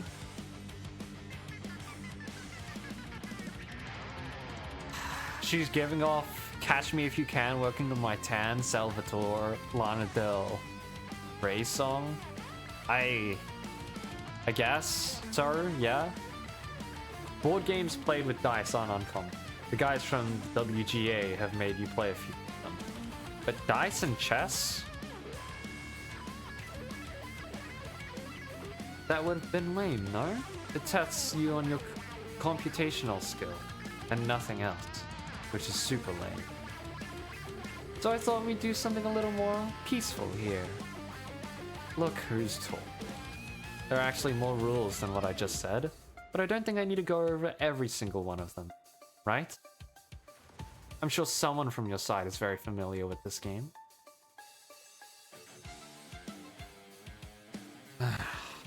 Alpha? Any clue? Luna and I came up with this game together. Of course, I know all the rules, just that. Alpha stares at the king, her gaze sharp as a blade. You're not Luna. And what have you done to her? Alpha, calm down. You know, Alpha is moments away from drawing her sword, slicing the chessboard. Except this is no place for a rampage. I see you're very worried about your sister. Well, not that I was going to keep anything hidden from you anyways. Burdened beyond its capacity by relentless filtering, the shard of the agent showed up here and was regarded as an anomaly that shouldn't be. Corridor mirrors the shape of emotion. And it is by accepting these emotions that I was able to appear. Agents are destined to enact the will of the Ascension Network. I am merely fulfilling the duty she was meant to carry out, which means we need to defeat you to save her. Alpha lowers her eyelids, choosing to ignore the king. Commandant, you know what to do. A flash of red crosses your mind. The force connection causes a familiar sting of pain in your consciousness. Didn't know you kept this passage open. Are you here to help? Didn't think you could afford to lose anyways. Alpha's right. The king stands as your greatest roadblock one way or another. If you want to find a way back, that is. But before we get here, why is Alpha here? She's one of the pieces. Under Alpha's feet, the mark of Rook twinkled. She too was supposed to occupy a position on the chessboard. Right from the get-go, both rooks dim on the projected scoreboard. That's because she defeated the person I was going to assign the role of rook on my side before the game started. So, in the interest of being fair, I decided to get rid of the rooks from the start. Fair, huh? It only shows how little confidence you have in yourself when you pull these tricks. Is that so? The king smiles, seemingly unfazed by Alpha's taunt. Well, there are no objections. Allow me to take the lead to show all of us how this game works. The king touches the white queen on the virtual chessboard, making her first move.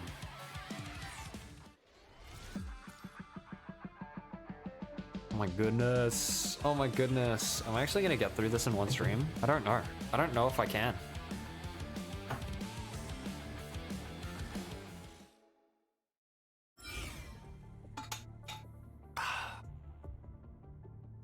Specks of light on the inverted virtual castle slowly begin to move, showing that the game has begun. She's made her first move. Long story short, this is some kind of board game, right? Yeah, my sister thought chess was too boring, so we modified chess and came up with this. The rules are somewhat similar to Ludo, Monopoly, that random events are triggered when you land on certain spaces, and that you need to battle through dice rolls when you come across one of your opponent's pieces. The goal is to get as many pieces to the finish line as possible, with the winner determined by the points of the pieces. These examples might be a bit hard to grasp. No, I get what you're saying. Ludo. That's the board game where the pieces fly from the base to the finish. I've heard of it. So you know what it is? Why? Is that a surprise to you? No, not that. Just that I don't know you that well yet. I know what macarons are too. Yeah, painfully so. Yeah. Painfully so, of course. It seems to be some sort of PTSD there. Of course. Yeah, after what you went through, yeah, I would be surprised if you didn't know what macarons are. Too sweet, sticky for my taste. Oh, is that so? But what does that have to do with what we're doing?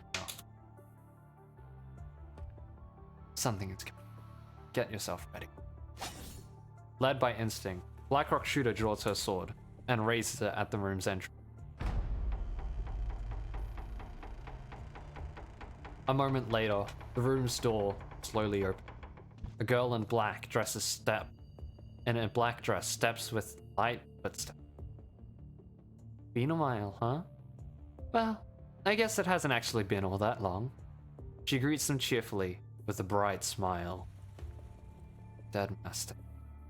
Thought I'd see you here. Blackrock Shooter puts on a defeated look, which she rarely does. Try to look like you're enjoying this, if you did. Why the sour face when you look so nice with a smile? So you know each other. Knew it. That'd be correct. She and I are fated rivals. Not even death shall do us part. Guess we're meant to train our weapons at each other, no matter where we go or what happens. Isn't there something quite romantic about a bond that nothing can sever? She's just someone I've known for a long time. You sure are cold. Wait, so you're not a mental image that the king came up with? If that's the case, why are you fighting us then? By the logic of interest, you should take our side. Interest? That's too complicated. I'd rather not bother. To put it simply, my stance is the opposite of hers. If she chooses to side with the king, then I might consider standing with you. That's just how she is. There's no talking sense into her. Not that we need to overthink this anyway. Since this is a game, we'll just see each other as an opponent. This is where the battle begins. This time won't be like, or the time before that, or the time before that. I'm giving you no chance to sneak attack me. Do you always get sneak attack? Alright, I can hardly wait. Though I'd love to echo your enthusiasm, now's not the time. You must wait a little longer. The dice before Dead Master glows faintly, indicating she hasn't moved to the square yet that she's supposed to be at. Under her feet, a symbol identical to Blackrock Shooter starts flashing, identicating she's been assigned the role of the White Queen. Well then, I'm headed straight to the finish line now. She walks straight past Lucia and Blackrock Shooter, leaving the room. Still remember her from when we first met. I have to say, she really does as she pleases. I'm pretty much used to it now. So, she's the White Queen, huh? From my experience fighting her, I can say she's not someone we want to take lightly. Right. I guess I know that better than anyone else. Right then, one of the dice around Blackrock Shooter glows up. The dice spins in midair, finally settling on the number 11. It's our turn now. 11. Commandant is pretty lucky. The queen poses greater mobility than any other piece, making it easiest to reach the goal. It also scores the highest. Generally, even at the expense of other pieces, the queen should be prioritized to reach the goal first. Lucia, one of the creators of the chessboard game, remembers her time playing it with her sister, even if the memory is somewhat distant. See you around. Okay. Parting ways with Lucia. Blackrock Shooter moves to her next square, following the points shown on the dice.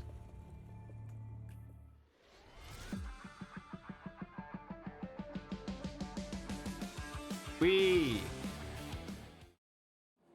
You're playing Monopoly, basically. Cool. No, you're not. You're playing Luno. Ludo? Yeah. Game. Hard to say what'll happen next. So I want to give Commandant some advice. But cannot contact Commandant. Yeah. Still have the mind connection. The only thing I can do is trust Commandant's judgment.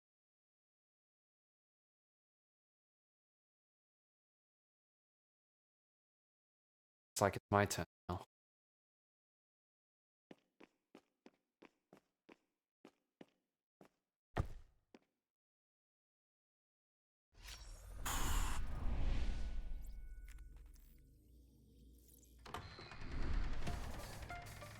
The Western Castle. The chess opening. Blackrock Shooter. She's ahead of... I have to catch up with her. I wonder what the game looks like after modification. Anyways, move to the designated position first. This is... the enemy I met before. Oh, lame. Let me fight the other ones.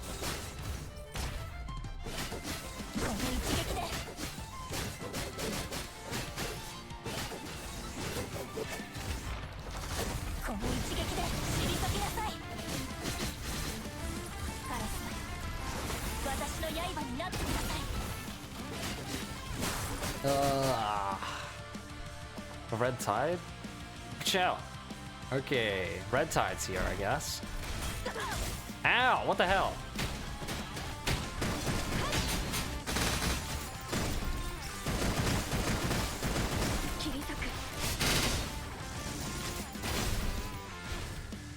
Easy peasy.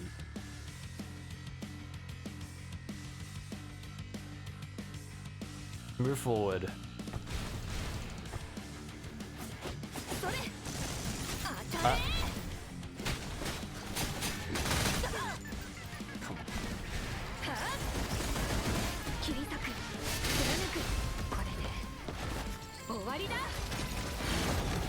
I mean, I'm not gonna lie, this stage is a banger.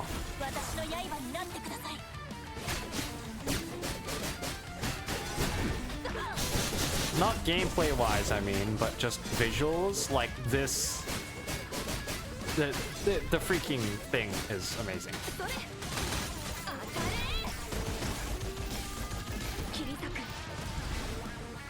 Is it over? Seems not. This is... Oh! Hey! Alright, just the easiest boss in the game. Nothing to worry about.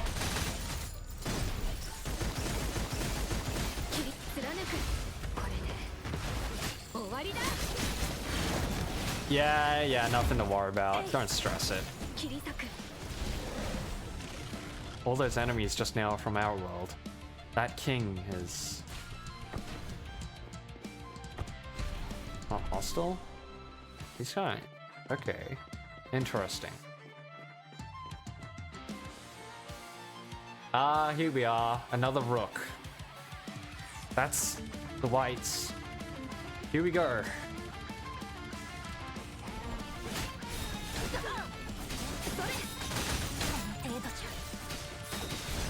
Oh, I see how it works.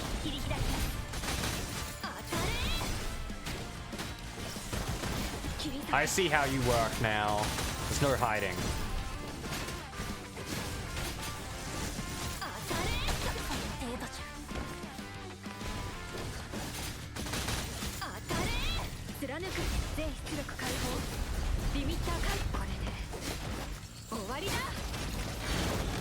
And you've got frustrating amount of health.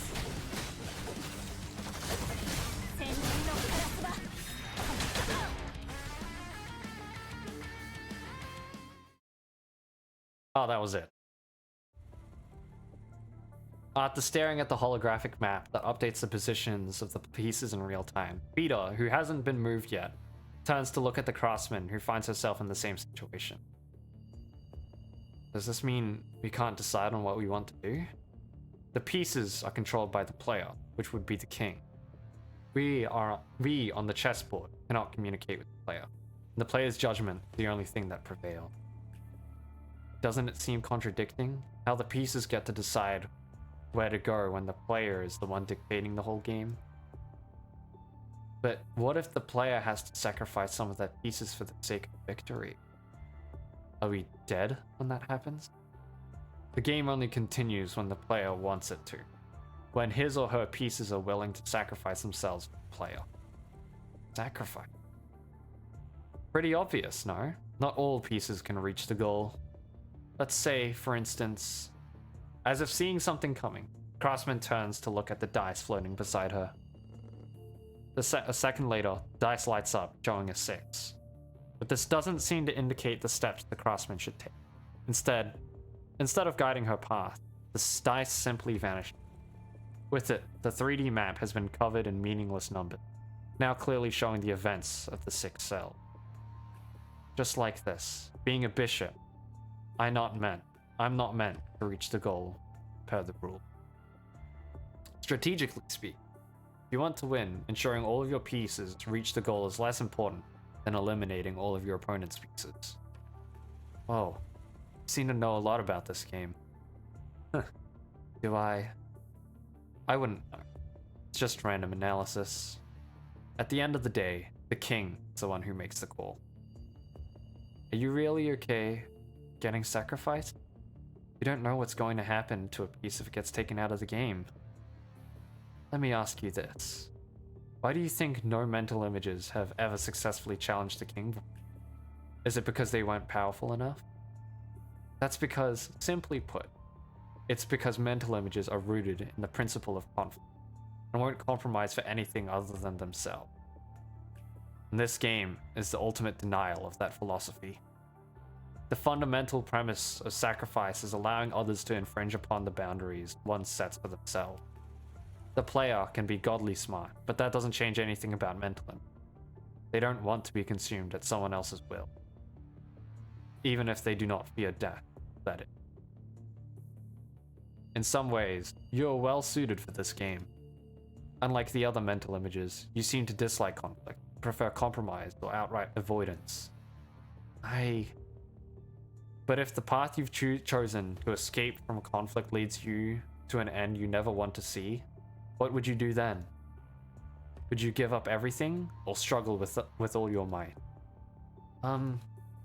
Peter gazes at the masked figure, feeling as though she's peering into something she shouldn't. Are you telling me these? Did I sound a little too serious there? Never mind. Never mind what I just said. Consider it light-hearted chit-chat, liven up the mood. How could I not take it to heart? Peter looks again at the chessboard. She is now at the very back of all the pieces. As the king said, she's an extra that pops out from nowhere, the piece being a most inconspicuous form. Her existence might be absolutely irrelevant to the game, meaning that whatever happens on the board has nothing to do with her. Just as Peter tries to make herself feel better, these passive thoughts as always. Her dice lights up. Her king hasn't excluded her, but she still doesn't know what role she's supposed to play in the game. The number on the dice seemed to be telling her to move forward. She doesn't know what's going to happen if she doesn't do as instructed. Then she lets out a sigh, clenching her fist slightly, and starting to walk in the direction of the dice indicate.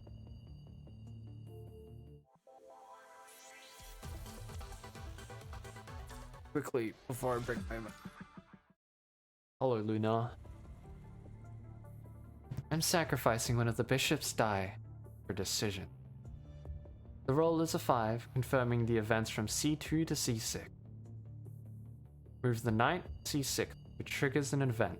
The knight earns 2 additional dice. Now, it's your turn. The king gestures for you to proceed, and the round count for the scoreboard jumps from 11 to 12. It's the 12th round of the game. There's 6 moves for both sides. The 3D chessboard lights up, clearly showing the status of either side. The bishops haven't moved a step from square one. While the white queen in the lead, the black queen falls a few squares behind. Following closely are the white knight, then the black knight with a white pawn and a black pawn trailing at the end. The white queen, knight, and pawn form a tricky blockade, maintaining a lead while preventing the black pieces from advancing to steal dice from the white side. The white side has more dice too. It's probably safe to say that you're only a few rounds away from defeat if you don't do something now. What's taking you so long? What's the rush? We've got time. You snap back as your fingers hover aimlessly over the chessboard. Something you're doing on purpose to wear down the king's patience. This is a waste of time and you know it. Want to just give up now? Impatience never gets you far, mind you. Just trying to show you an easy way out. Humans love saving face, no? Well, thanks, but no thanks. After replying impassively, you pick the queen with the dice. However, you aren't so lucky this time. With a roll of 4, you know that the king would still be leading even after this round.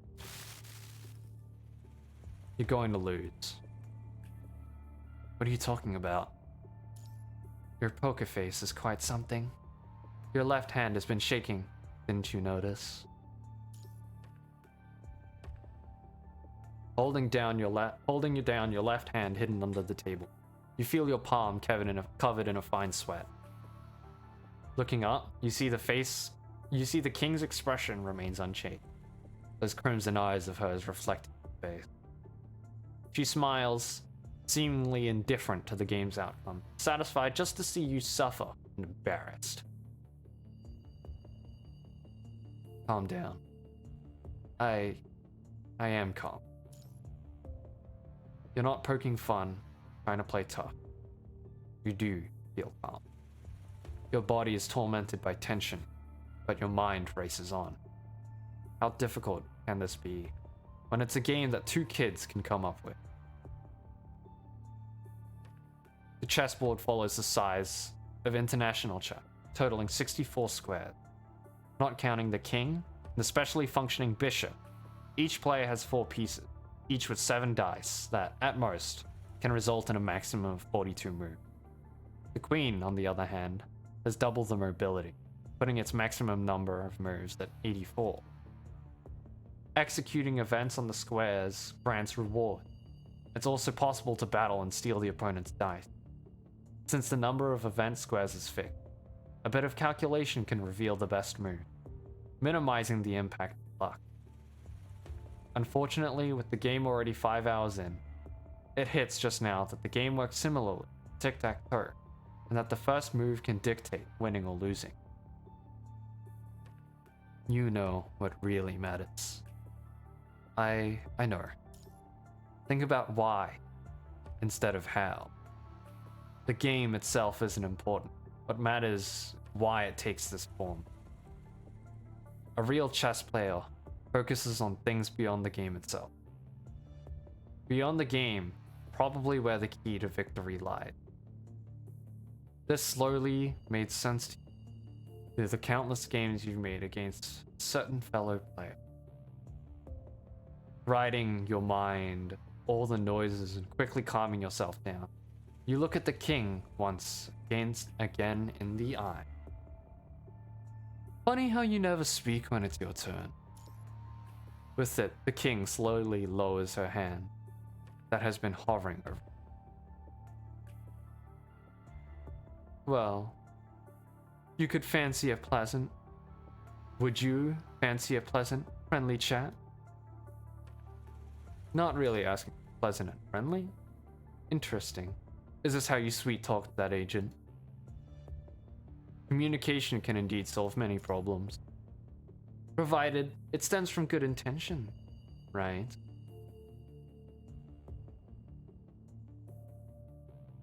Is that what you're seeking? What if it actually exists? If the world had even been one bit goodwill toward her, none of you would be here right now. You don't understand Luna at all. Is that so? And do you truly understand your sister, Alpha? When she was struggling desperately in a lightless void, did you know what she was really thinking? Do you really know what her wish is? So, what do you want? If you think you're fulfilling your own will, why do you keep mentioning? And even if you're using her fate. Oh, I see how it is. You're a puppet acting on her behalf, right? You. What did you just say? Huh. This is some sort of plan, right? You said all that just to upset me.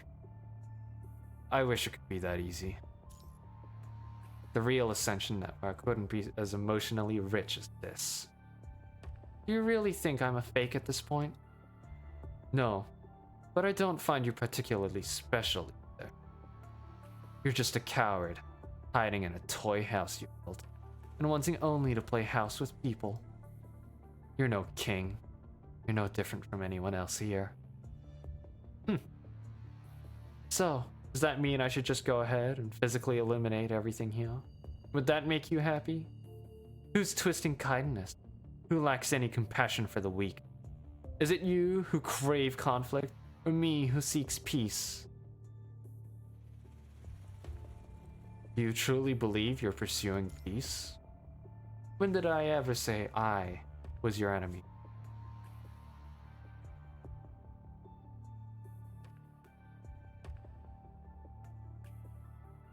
You perceive me as the enemy, but am I really?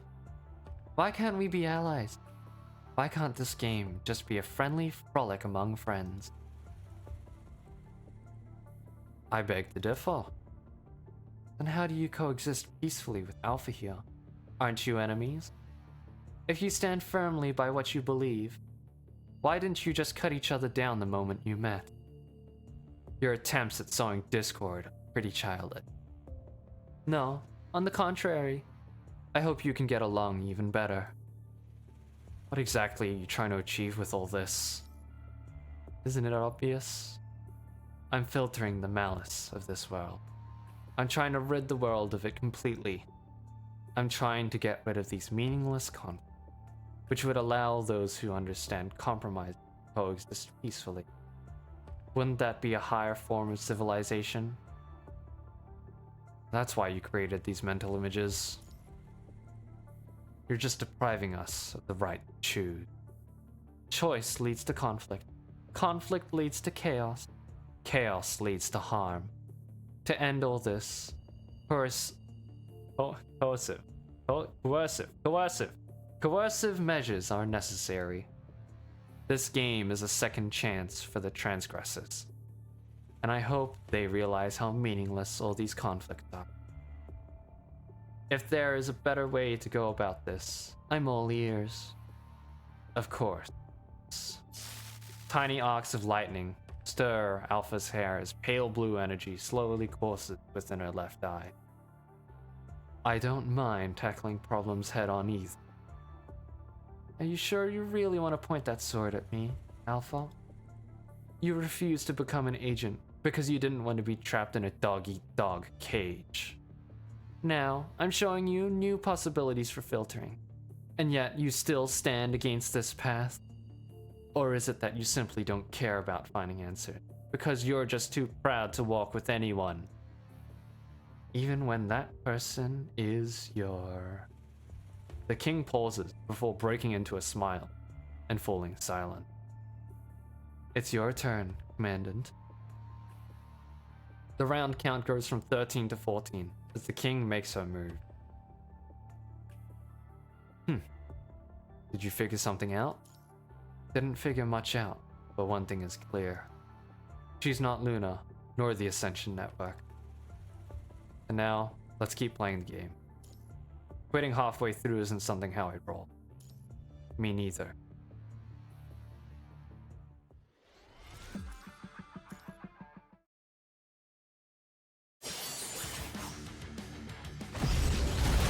Blocking the side slash with a black katana, she spins and kicks her opponent out the way. Charges her cannon, oh my god. Charges her cannon for a final shot at her unbalanced foe. As smoke clears, the girl with the scythe walks towards her, a thrilled smile on her face. Nice! You truly are a worthy opponent. One of the dice around Deadmaster flies away from her and toward Blackrock Shooter, indicating that the latter has won this round. You lost this time. I did, but you never know what's gonna happen next time. The round count on the scoreboard goes from 27 to 28, signaling it's the black side's move. We're taking the lead now. Is that so? You've been keeping such a close watch on me. So much so, I'm sure that you have no idea what's happening behind you. The girl in the green eyes approaches Blackrock Shooter and whispers into her ears. She looks up at the holographic castle and sees the specks of light representing her and Deadmaster are close to the goal, while the other pieces are still fighting. Lucia's knight is under attack by 2 white pieces. As for Fida, she never really thought she'd be of any use anyways. Reaching the goal first means nothing when the fate is already sealed. I alone am enough. Yes, exactly. You don't need anyone else, so you don't look away from me. I am the nightmare you can't escape, the nemesis you are destined to confront. You're difficult to shake off, I'll give you that. But, never mind. Blackrock Shooter shakes her head, looking quietly at the chessboard.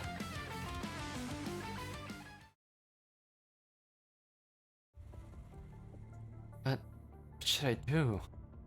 Vita steps forward, mechanically, recalling what the craftsman told her before. She has thought about ignoring the dice's command, but she never managed to work up the courage to actually try defying it. She knows perfectly well that the pawns will never make it to the goal, and yet she doesn't know if she's going to refuse to be sacrificed when she has to make that decision.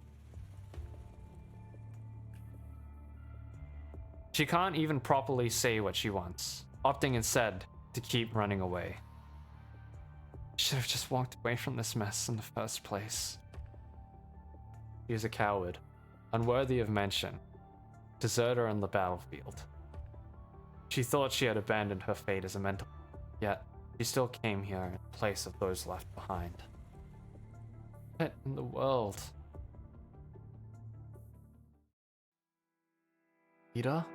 You're here? Alaka. What's wrong? I haven't seen you in the village these past nights.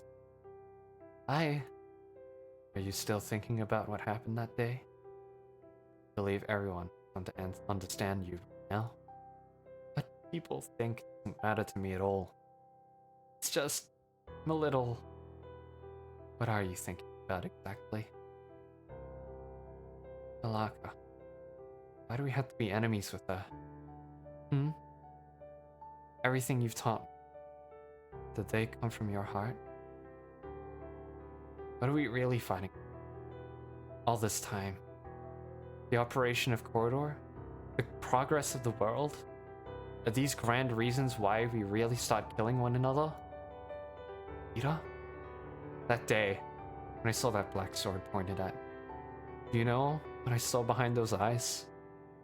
Full of questions, she sought the ultimate answer from within that flame. I saw a person standing amidst a battlefield, strewn with corpses, their black cloaks soaked, countless stains of blood. I saw that person holding a sword, the terrifying smile on their face. I saw myself. She witnessed a vision.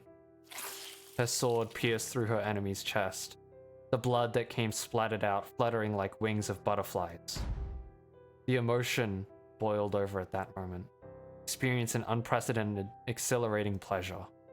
Like trying to fill a vast void within herself, she yearned to harm any being that came close with her sword. That's when it hit her. That she had seen the same expression countless times before, and yet she'd chosen to look away from it again and again. That same expression she'd seen every time she killed a mental image, and on the battlefield she set foot on. They all wore the same expression. Everyone genuinely enjoyed harming others. It was only in that moment she understood, when she first opened her eyes and Malaka reached out to her. What the smile curled at her lips meant. It wasn't celebrating the birth of a new life.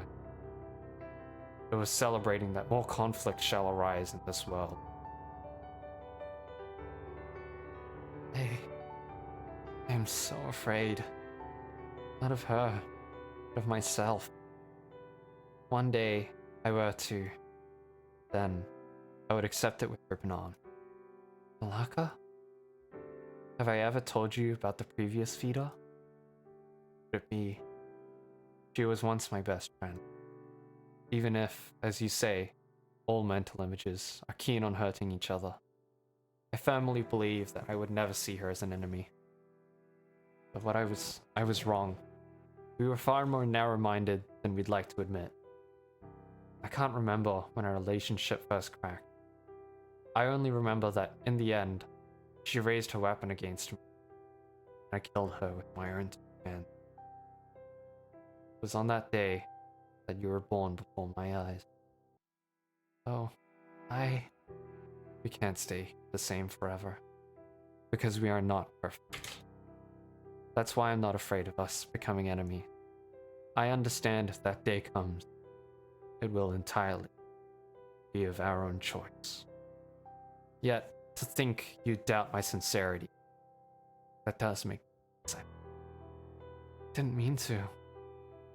Even if our reasons for conflict seem trivial, even if they start out as nothing, I can still give them deeper meaning. This might be an excuse I use to comfort myself, but it's one I choose to believe in. But no matter, there is one truth I hold, completely and utterly, from the depth of our heart. Even if you and I become sworn enemies one day, even if we cease to exist in the future, I still hope that the next Malaka and Fida can be friends. What meaning there be in that? She murmurs, and hears the symphony of swords clashing ahead. That's...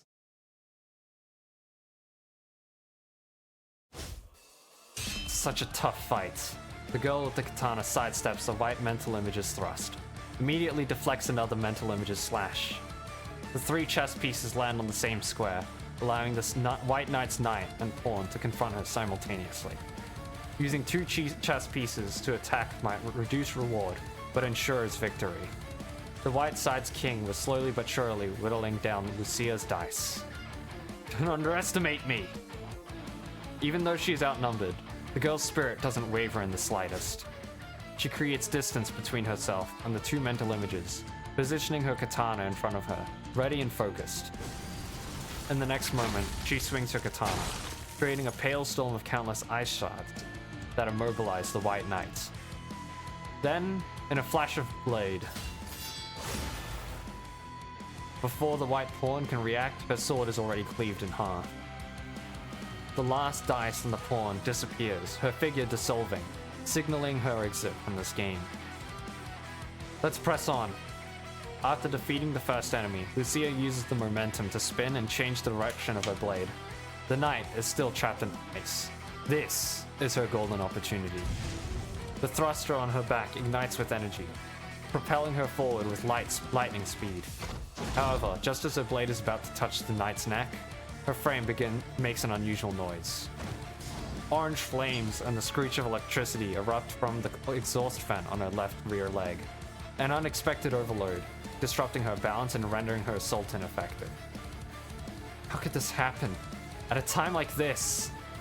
The wear and tear from the intense battles turns into a fatal flaw at that moment.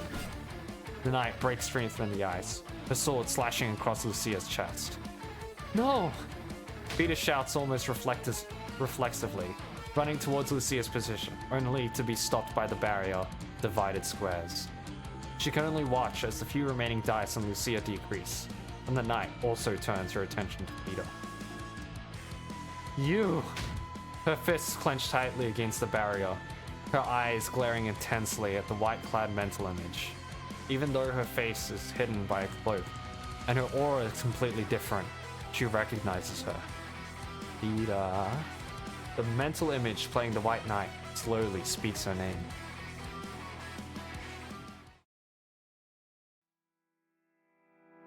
Are you really going, Malaka? Yes. Someone has to take responsibility for these incidents. That castle poses a threat, not just to one village.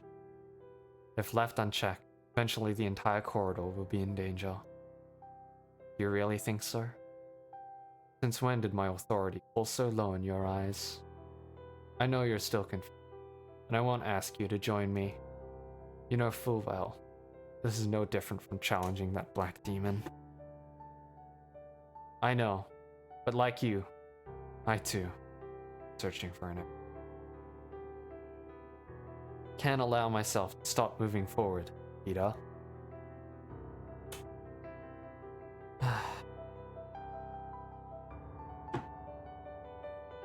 Seems your pawn refuses to heed your commands. You've lost. On the chessboard, the pieces representing the black side begin to dim one by one. And what punishment awaits the loser? Punishment? Why would there be such a thing? Just a game, isn't it? A game? Merely a past. Win or lose, nothing changes. So, you weren't here to eliminate us then? No. This is just a means, not an end. I have no interest in you flawed. What I seek is something those controlled by conflict can never comprehend. Never to be comprehended? What? You look so skeptical. The end point of conflicts is nothing. There's no exit, no answer. This corridor is merely cycling through an endless loop, leading only to extinction. Our meaning is not defined. I'm not defining anything. I'm just stating facts. I never sought your understanding, but this might be quite interesting. Would you like to see for yourself, if you're seeking an answer? She remains silent for a long time. She has many reasons to refuse, but ultimately, she takes the king's hand. That moment,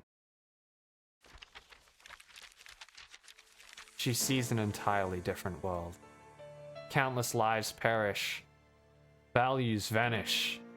The sky crumbles. The golden sea breaches in a single night. Disasters are unleashed. Irreparable mistakes are made. Tortured souls, entangled fates, shadows circling unceasingly, a nauseating carnival. All illusions eventually converge into one place. That is the essence, the origin. It is a mirror. And then, the mirror reflects her own image.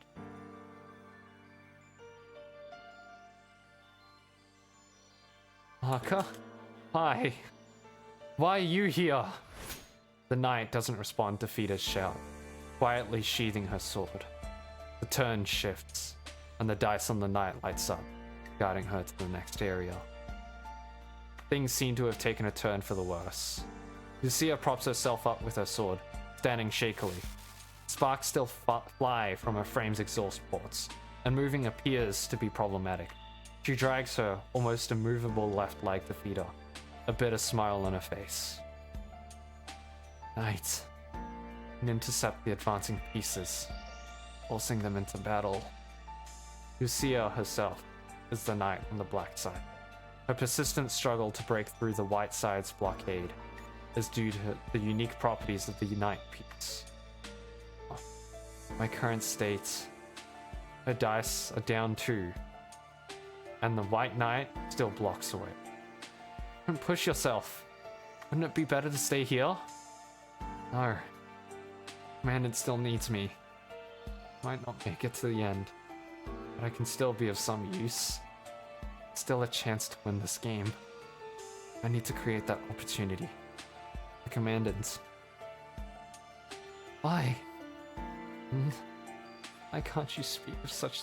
Why can you speak of such things so casually? That person you call the Commandant. Why are you so willing to sacrifice yourself for that person? This isn't a sacrifice. Are you angry? No. That only just met, and we haven't had much time to get to know each other.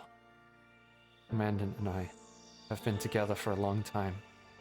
Since the day Grey Raven was born, a story could fill nights of tales, good and bad. We've had our differences, argued more times than I can count.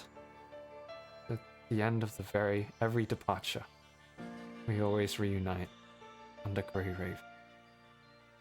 It's because we've been through so much, because we know what's the best and worst of each other, that I can say this.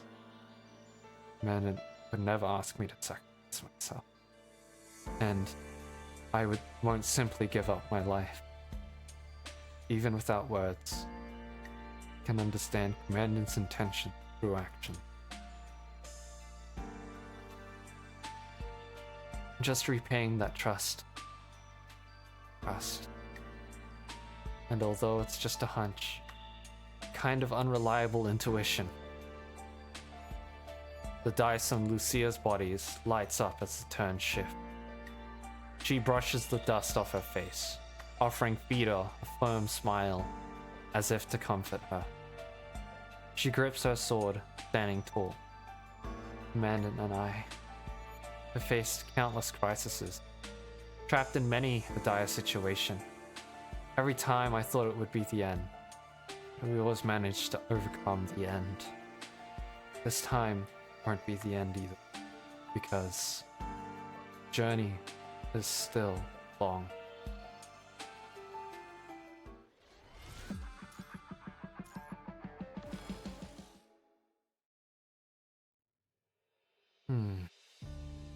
She's now only 7 squares away from the finish line.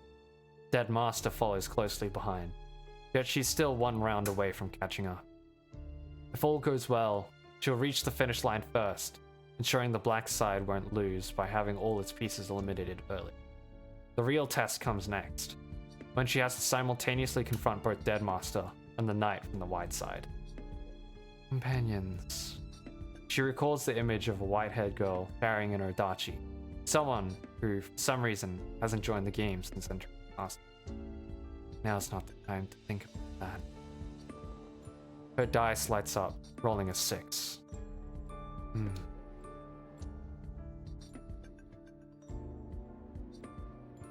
Let me just... There we go. She looks at the number silently for a long time, expression somewhat resigned. Such bad luck. She was so close, just a single point away. With a sigh, she takes a step forward. Her footsteps echo down the long corridor, the finish line in sight, but she's forced to stop just short of it. And as she steps on the final square, a white halo spreads from beneath her feet, plunging everything around into darkness. She's triggered an event.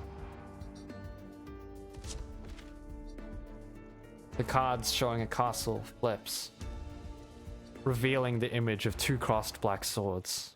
A battle. She steadies her breath, hand resting on the long sword at her waist. This is an endless wilderness under a leaden sky. This is the battlefield. Countless figures emerge in the distance surrounding her. They are enemies.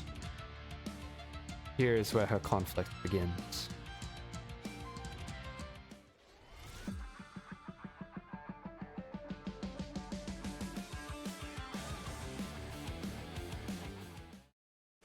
始めよう。私のブラックロックシューターの戦い。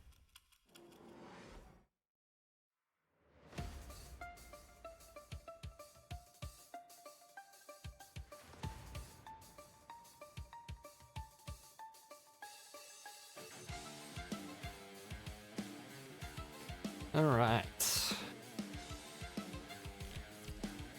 This is...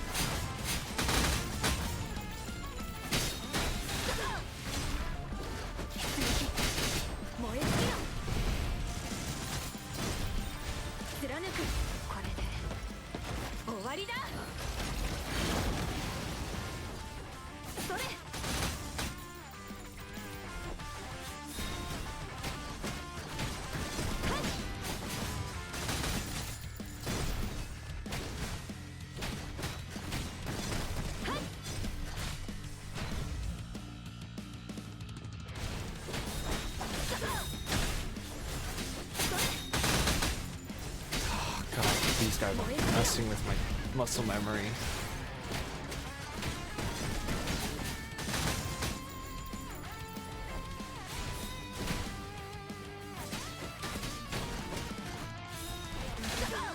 Ah, come on.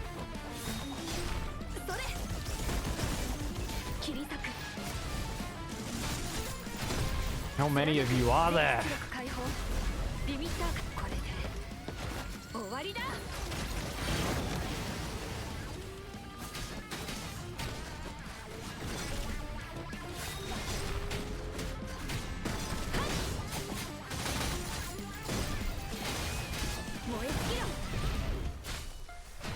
More?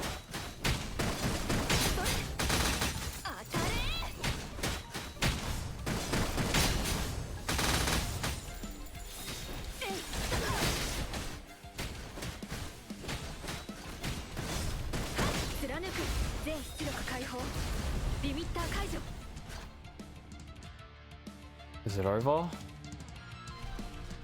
I'd say so.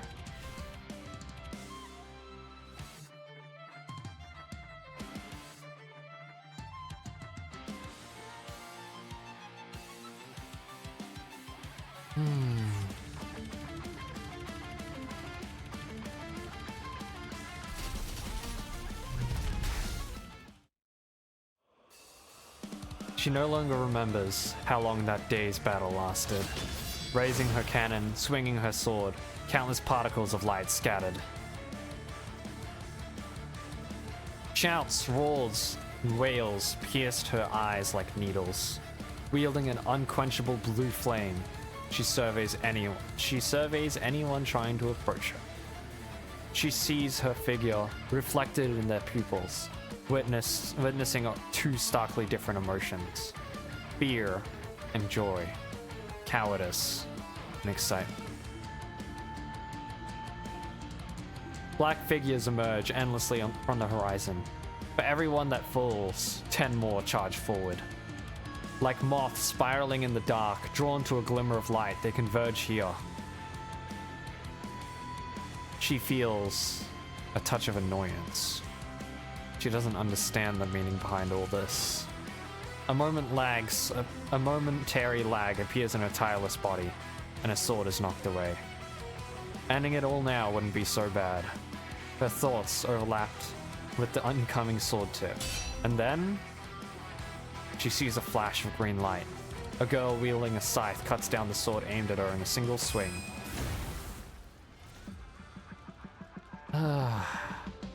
Without a word, she picks up the sword that fell to the side, standing beside the girl who suddenly appeared.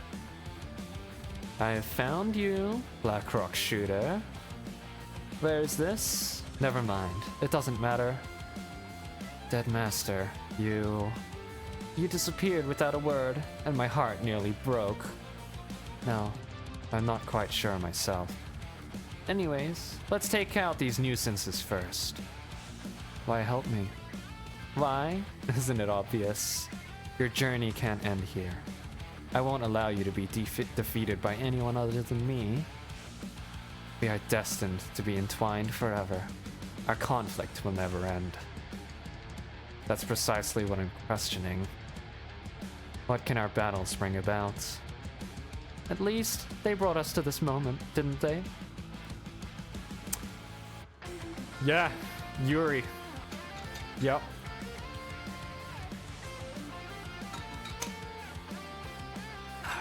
Back to back, the two stand, their weapons reflecting hostility from all directions. Then, stay with me for a while, Dead Master.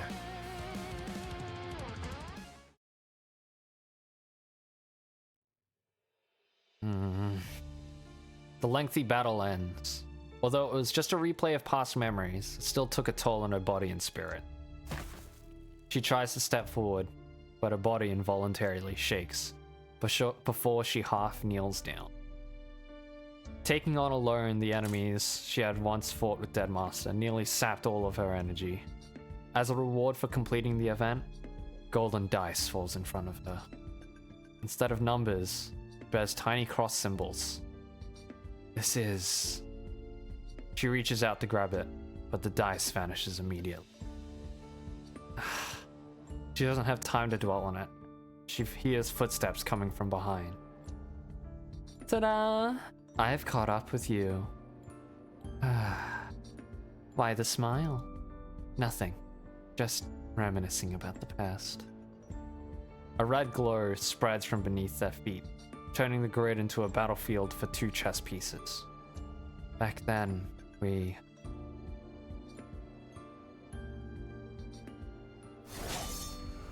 With the fall of the last mental image, the wilderness returns to silence.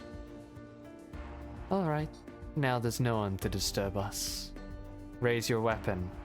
The grievances from you leaving without saying goodbye during our last encounter. The one before that, and even the one before that. Today, I intend to settle them all. Before we start, I have a question. What? What exactly are we to each other? That's... Wait, if you're asking me to define it, could we be friends? Of course, more than friends. We're best friends, aren't we? Are we enemies? Yes. Why else would we keep fighting? So, we're both friends and enemies? It sounds strange hearing you say it, but isn't that the case? What's the matter, asking this now of all times? No. Just using the time to chat to regain some strength. When did you become so cunning? We always learn something new. Are you mocking me? No. You are, aren't you? Nostalgia aside, I won't let you outsmart me this time. You're better at that sort of thing, actually. Anyway, you can't defeat me now. How about we pause? 10 minutes. Not a chance. The black scythe slices through the air towards her. She tries to block with her sword, but is sent flying by a skillfully applied force. How about this move? Futile. She raises her cannon, charging up energy, only for Deadmaster to eerily close in, her scythe locking onto her throat. The scythe falls, blue flame slowly extinguishes. She watches as her last die fly towards Deadmaster. White light begins to radiate from her as she feels herself slowly disintegrating. This signifies her defeat in the game, her exit. It's over, Blackrock Shooter. No. No. It's not over. It will never be over, Deadmaster. We are arch enemies, aren't we? Our conflict will never end. Yes, that's right, Blackrock Shooter. That's right. The green-eyed girl murmurs slowly, gazing at the reflection of the castle. You wouldn't just let it end like this, would you? She walks to the final destination, pushing open the grand door.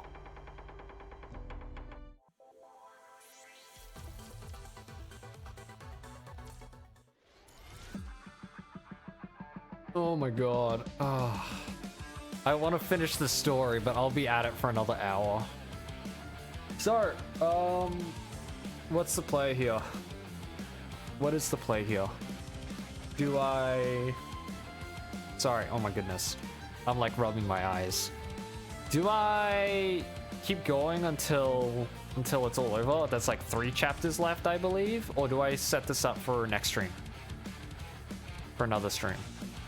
Frankly, I can't really wait. But at the same time, it's getting late. I think I'll postpone this for another stream. Yeah, I think I'll put this aside for another stream. And then all that can happen next stream. All the Blackrock shooter related stuff. I will...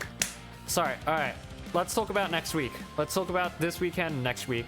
This weekend I won't be streaming. No Saturday stream. I will not be here on Monday. But I'll be here on Tuesday just to do some random stuff. I don't really have anything planned on Tuesday. Thursday we'll finish off the story, and then Saturday, I don't know. Well, I'll figure it out on the weekend.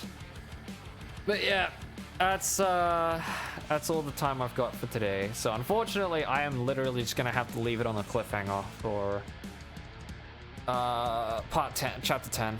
So yeah. That's a shame. Yeah, a shame. Alright, well, I hope you guys have a good one, and I'll see you Tuesday. I'll just be doing some random stuff. I don't know, whatever I feel like. See ya!